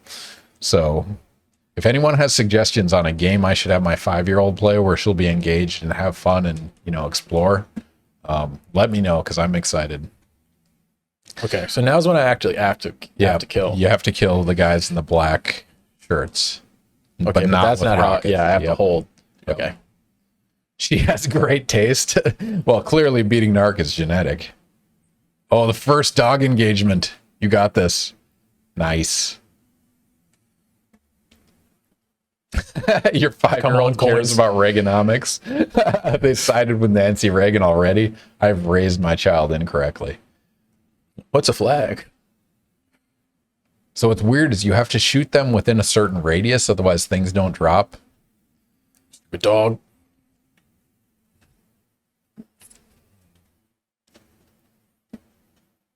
Come Mad on. Catz filed for bankruptcy in 2017 and sold to Triton. Okay. It dropped it like relatively fast, like in practice. Yeah, no, it's RNG. What I would recommend is don't shoot them until they're... Oh, it. there it is. Oh, now you're Stop. paying the price. Okay, the split there is 141 on the speed run.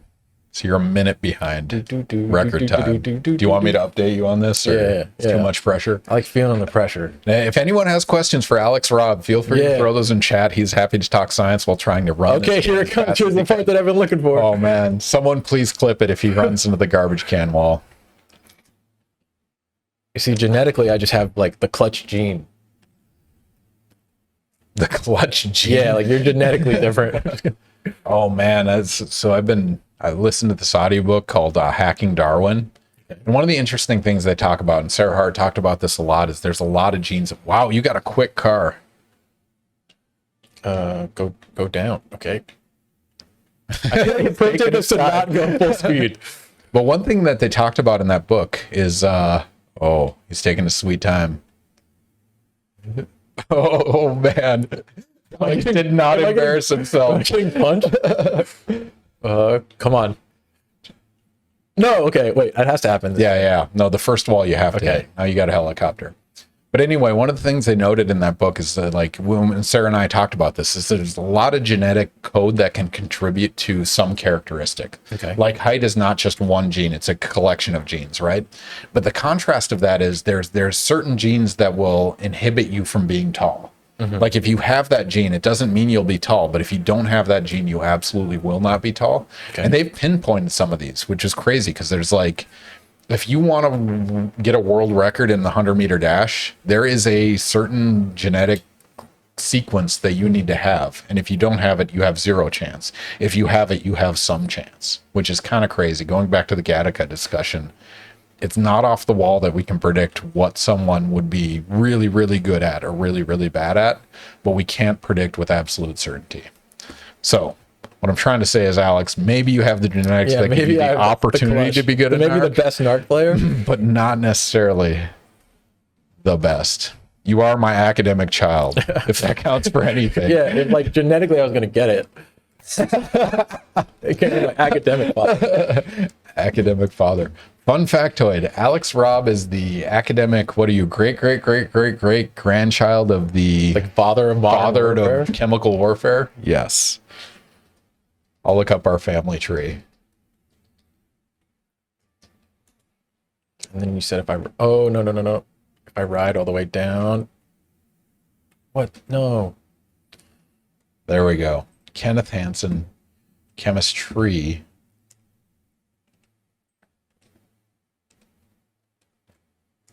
So if you guys aren't familiar, there's a really fun website called academictree.org. And so you can look at your academic lineage, assuming somebody has contributed it. And so I get to add my students after they graduate. And so on this tree here, you can see Alex Robb and then me and then my parents, which are Mark Thompson and Tom Meyer. And then you can essentially just zoom back in time and see who their PhD advisor, who their postdoc advisors were. Yeah, stay on the bottom and you're good the rest of the way. You might run into a blue guy, but you're cruising. But yeah, you can check out my and Alex's academic family tree, which is kind of fun. 627, not bad. You can hit up to that point in like 445. I feel like where I choke is like the Mr. Big of it all. Do they only have this for chemistry? No, I think it's a bunch of different disciplines, but I know chemistry is built up pretty well. So if you go to their main site, you can see a bunch of different disciplines, but I don't know how elaborate those are. Oh, pink car. So focused. Does somebody have a question they should ask Alex? Let's get murdered by clowns. Yeah. Jeez, My advice is to jump over everything. If you I have to get a card now? Yep. So you have to go to the far right door. And note that you have watched many people try to go through this door on the exit and go back in this room. Yeah. Getting punched to Oh, death. man. He feels the pressure because there is gambling going on right now. Oh. Alex, also, have you thought about who? Oh, you did, no. you did it. I knew I didn't want to. I'm gonna do it a second time. I know. I feel it. That's a 15-second.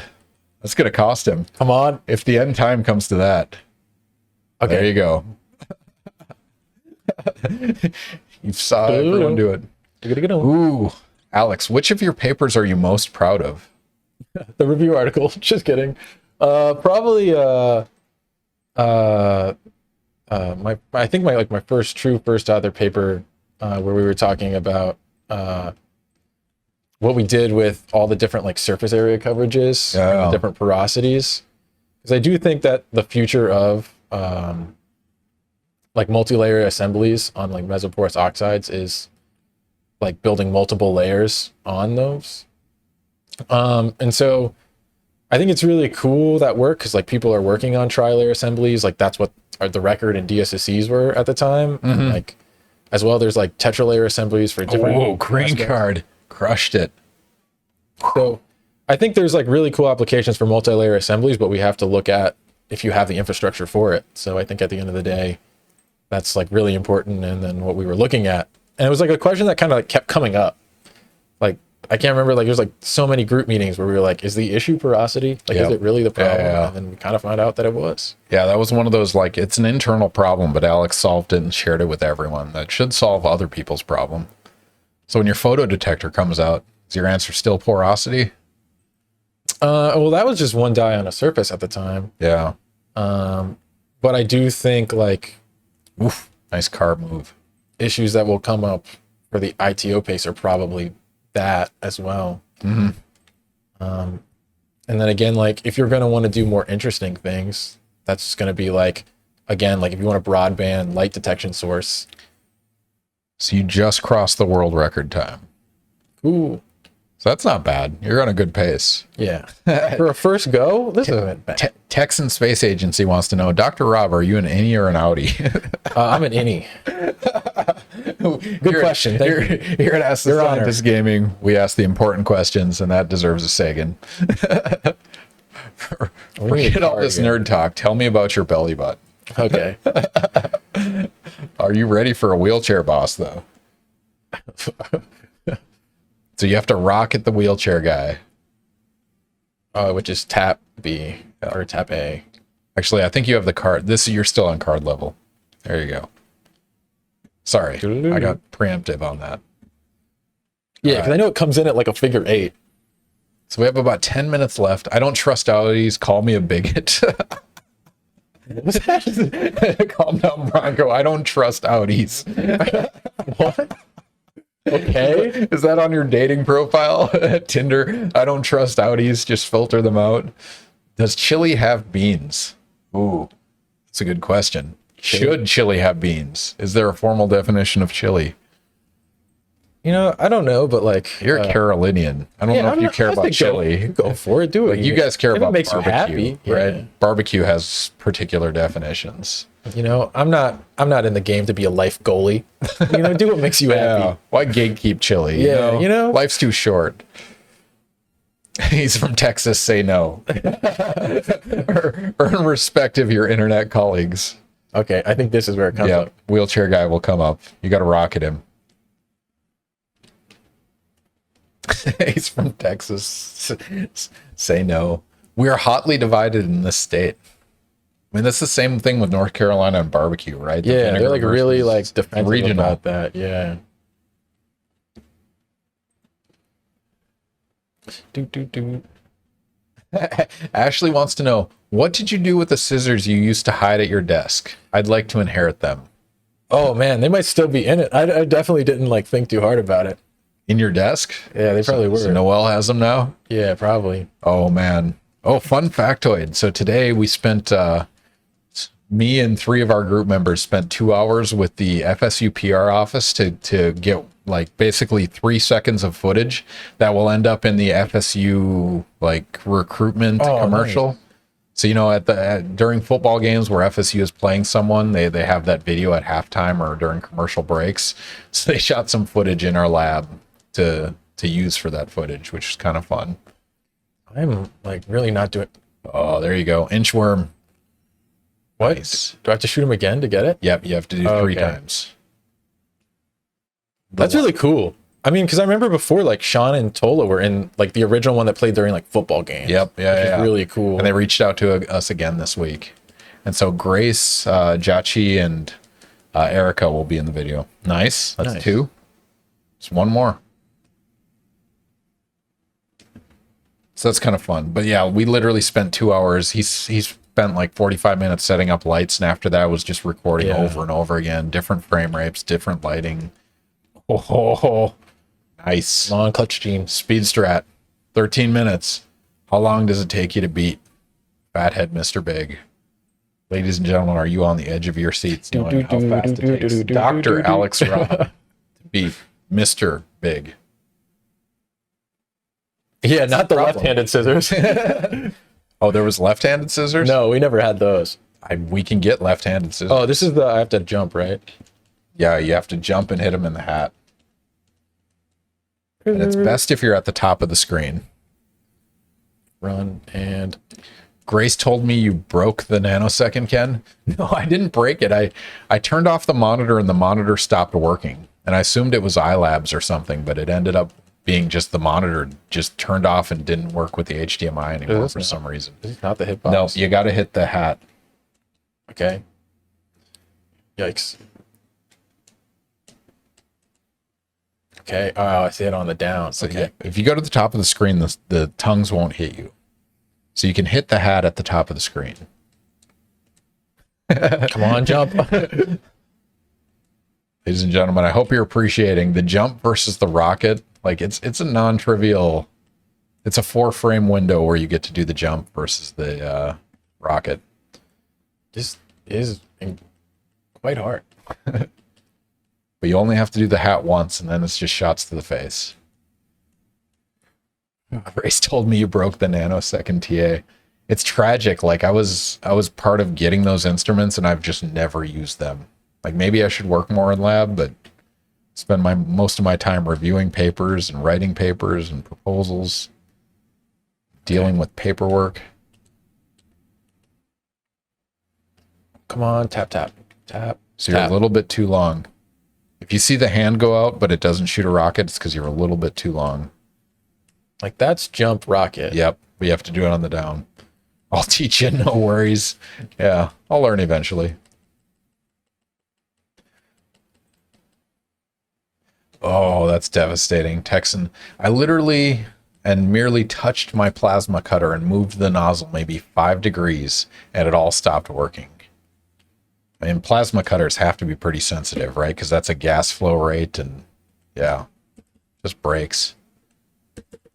Oh, so close. I've like resorted to like spamming. There you Okay, go. There we go. Nope, now it's face shots.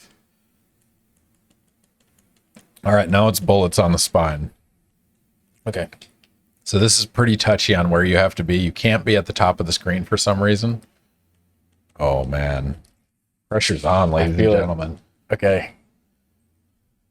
Trying to find the hitbox. Calm down Bronco is cheering. We got some cynics. We got some believers. Come on, spine. Okay, there was something. Yep, you got the first one.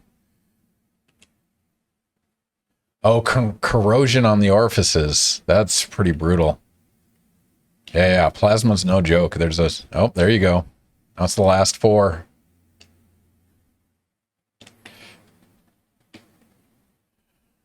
No, spine. Number 4 and number 3 are arguably the hardest.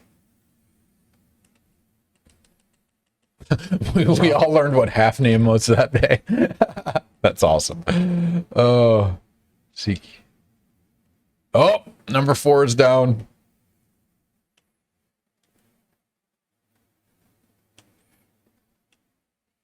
Oh man, I'm invested.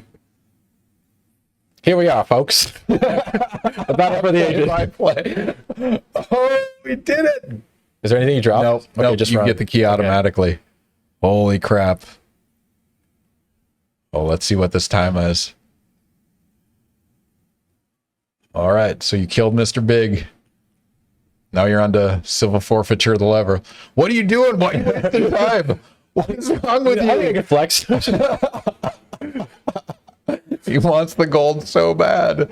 Oh my god. Here it is. As soon as you touch the door.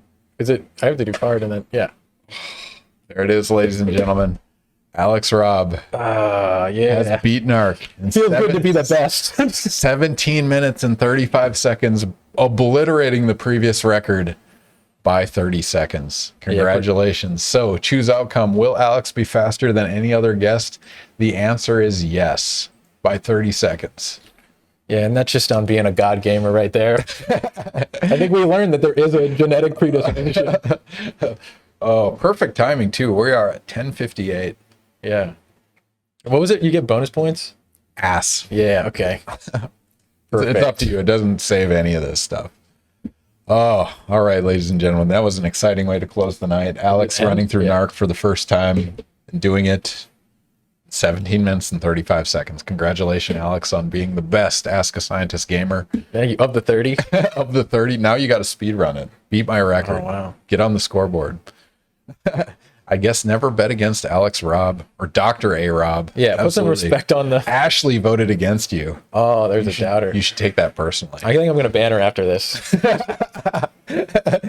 Shows up for one stream, perma-ban. Yeah, shows up for one street, doubts me.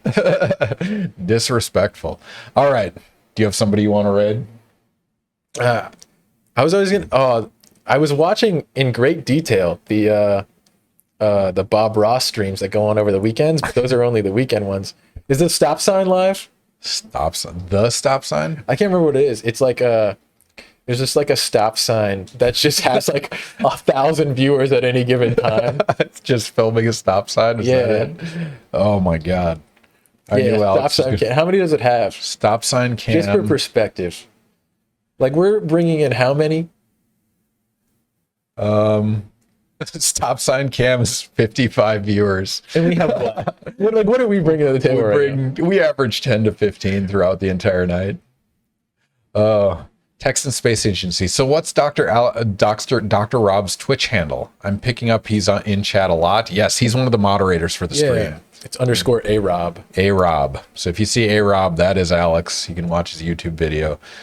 Yes, we are doing 5 times worse than a stop sign cam. Yeah. Wait, how many followers? It literally just it just is a stop sign. In our defense, stop sign cam has 264,000 followers with 57 active viewers. We have 450 followers with 10 to 15 active viewers. Perspective is really important. Yeah, let's add context here. And they stream every day. We don't. They're just consistently live. We're not going to raid stop sign. I know. Does anyone have suggestions on who we should raid? It's funny to think about how like yeah. The same thing like pools of ducks. There's like a live stream of just like ducks. Based stream. What the heck happened at that stop sign? There's nothing. It's just a stop sign. They used to set predictions on if people would run the light or like run the sign. That's amazing. Oh, we got a blacksmith in here. Lone Mountain Knife Co. Ooh. Check that out. Yeah, I'm all about spreading the love. I mean, let's go to people. Yeah, like actual human beings. Oh, look at that. Oh, that's pretty nice sick. Black body radiation. Yeah. Should we rate them? Yeah, why not? All right. Well, we'll close out our stream. Ladies and gentlemen, it has been a pleasure. Thank you for joining us as usual for Ask a Scientist Gaming. Yeah, it's always great to have you guys on. I honestly can't remember who's next on the stream. I better look at the schedule. So our next guest, June 29th, Dr. Jenny Root. That'll be 2 weeks from now. She's an expert in special education, in particular trying to help students with disabilities learn things. And she actually does it through augmented reality and starts studying like learning methods through things like augmented reality. And so pretty cool trying to pinpoint disabilities and how to, deal with those disabilities or how you might train people with those disabilities. So Dr. Jenny Root, she'll be back, Department of Education at Florida State University. June 29th, she'll be our next guest. And so swing by in a couple weeks. We'll see you guys there. Yeah, special ed teachers might want to pay attention to this because she knows the cutting edge technology in terms of developmental and learning things. So 2 weeks, that'll be our guest. But today, again, Alex Robb, congratulations. You played Halo CE, played Halo Infinite, made some progress in both, killed some grunts, but also had the fastest NARC time we've ever had on stream. And this was, I guess, your graduation gift from me for Dr. Alex Robb, who joined us on stream. Alex, any parting words for the audience? It's great being on the other side of things to kind of see how it's been going on. Thank you, everybody. I feel like we had a lot of really good engagement from like people that were doing like request a drink and all that. So it's been really great that you guys spent the points and did everything. A lot of drinks. Yeah, I can see they wanted us to. That was the most points. We were ever engaged. spent. Yeah, so that was a lot of fun. Thank you guys all for that. It's been a lot of fun, and just great being on the other side of things. Hopefully come back one day and do it again. Yeah. And we'll see you on stream. Cuddle Puppy is redeemed. Take a drink. Yep. Cuddle Puppy, here's cheers to you. Cash 'em in while you Closing can. for the night. Yeah, we're gonna raid a blacksmith, so stick around. Let's drop some, I don't know, NARC bombs in their chat. I'm not sure what we should do. All right, it's been a pleasure. Join us again in 2 weeks. We'll see you guys then. Again, it's always a pleasure. We have fun interacting. It brings up really fun things. So yeah, we always enjoy our times. But until then, we'll see you guys later.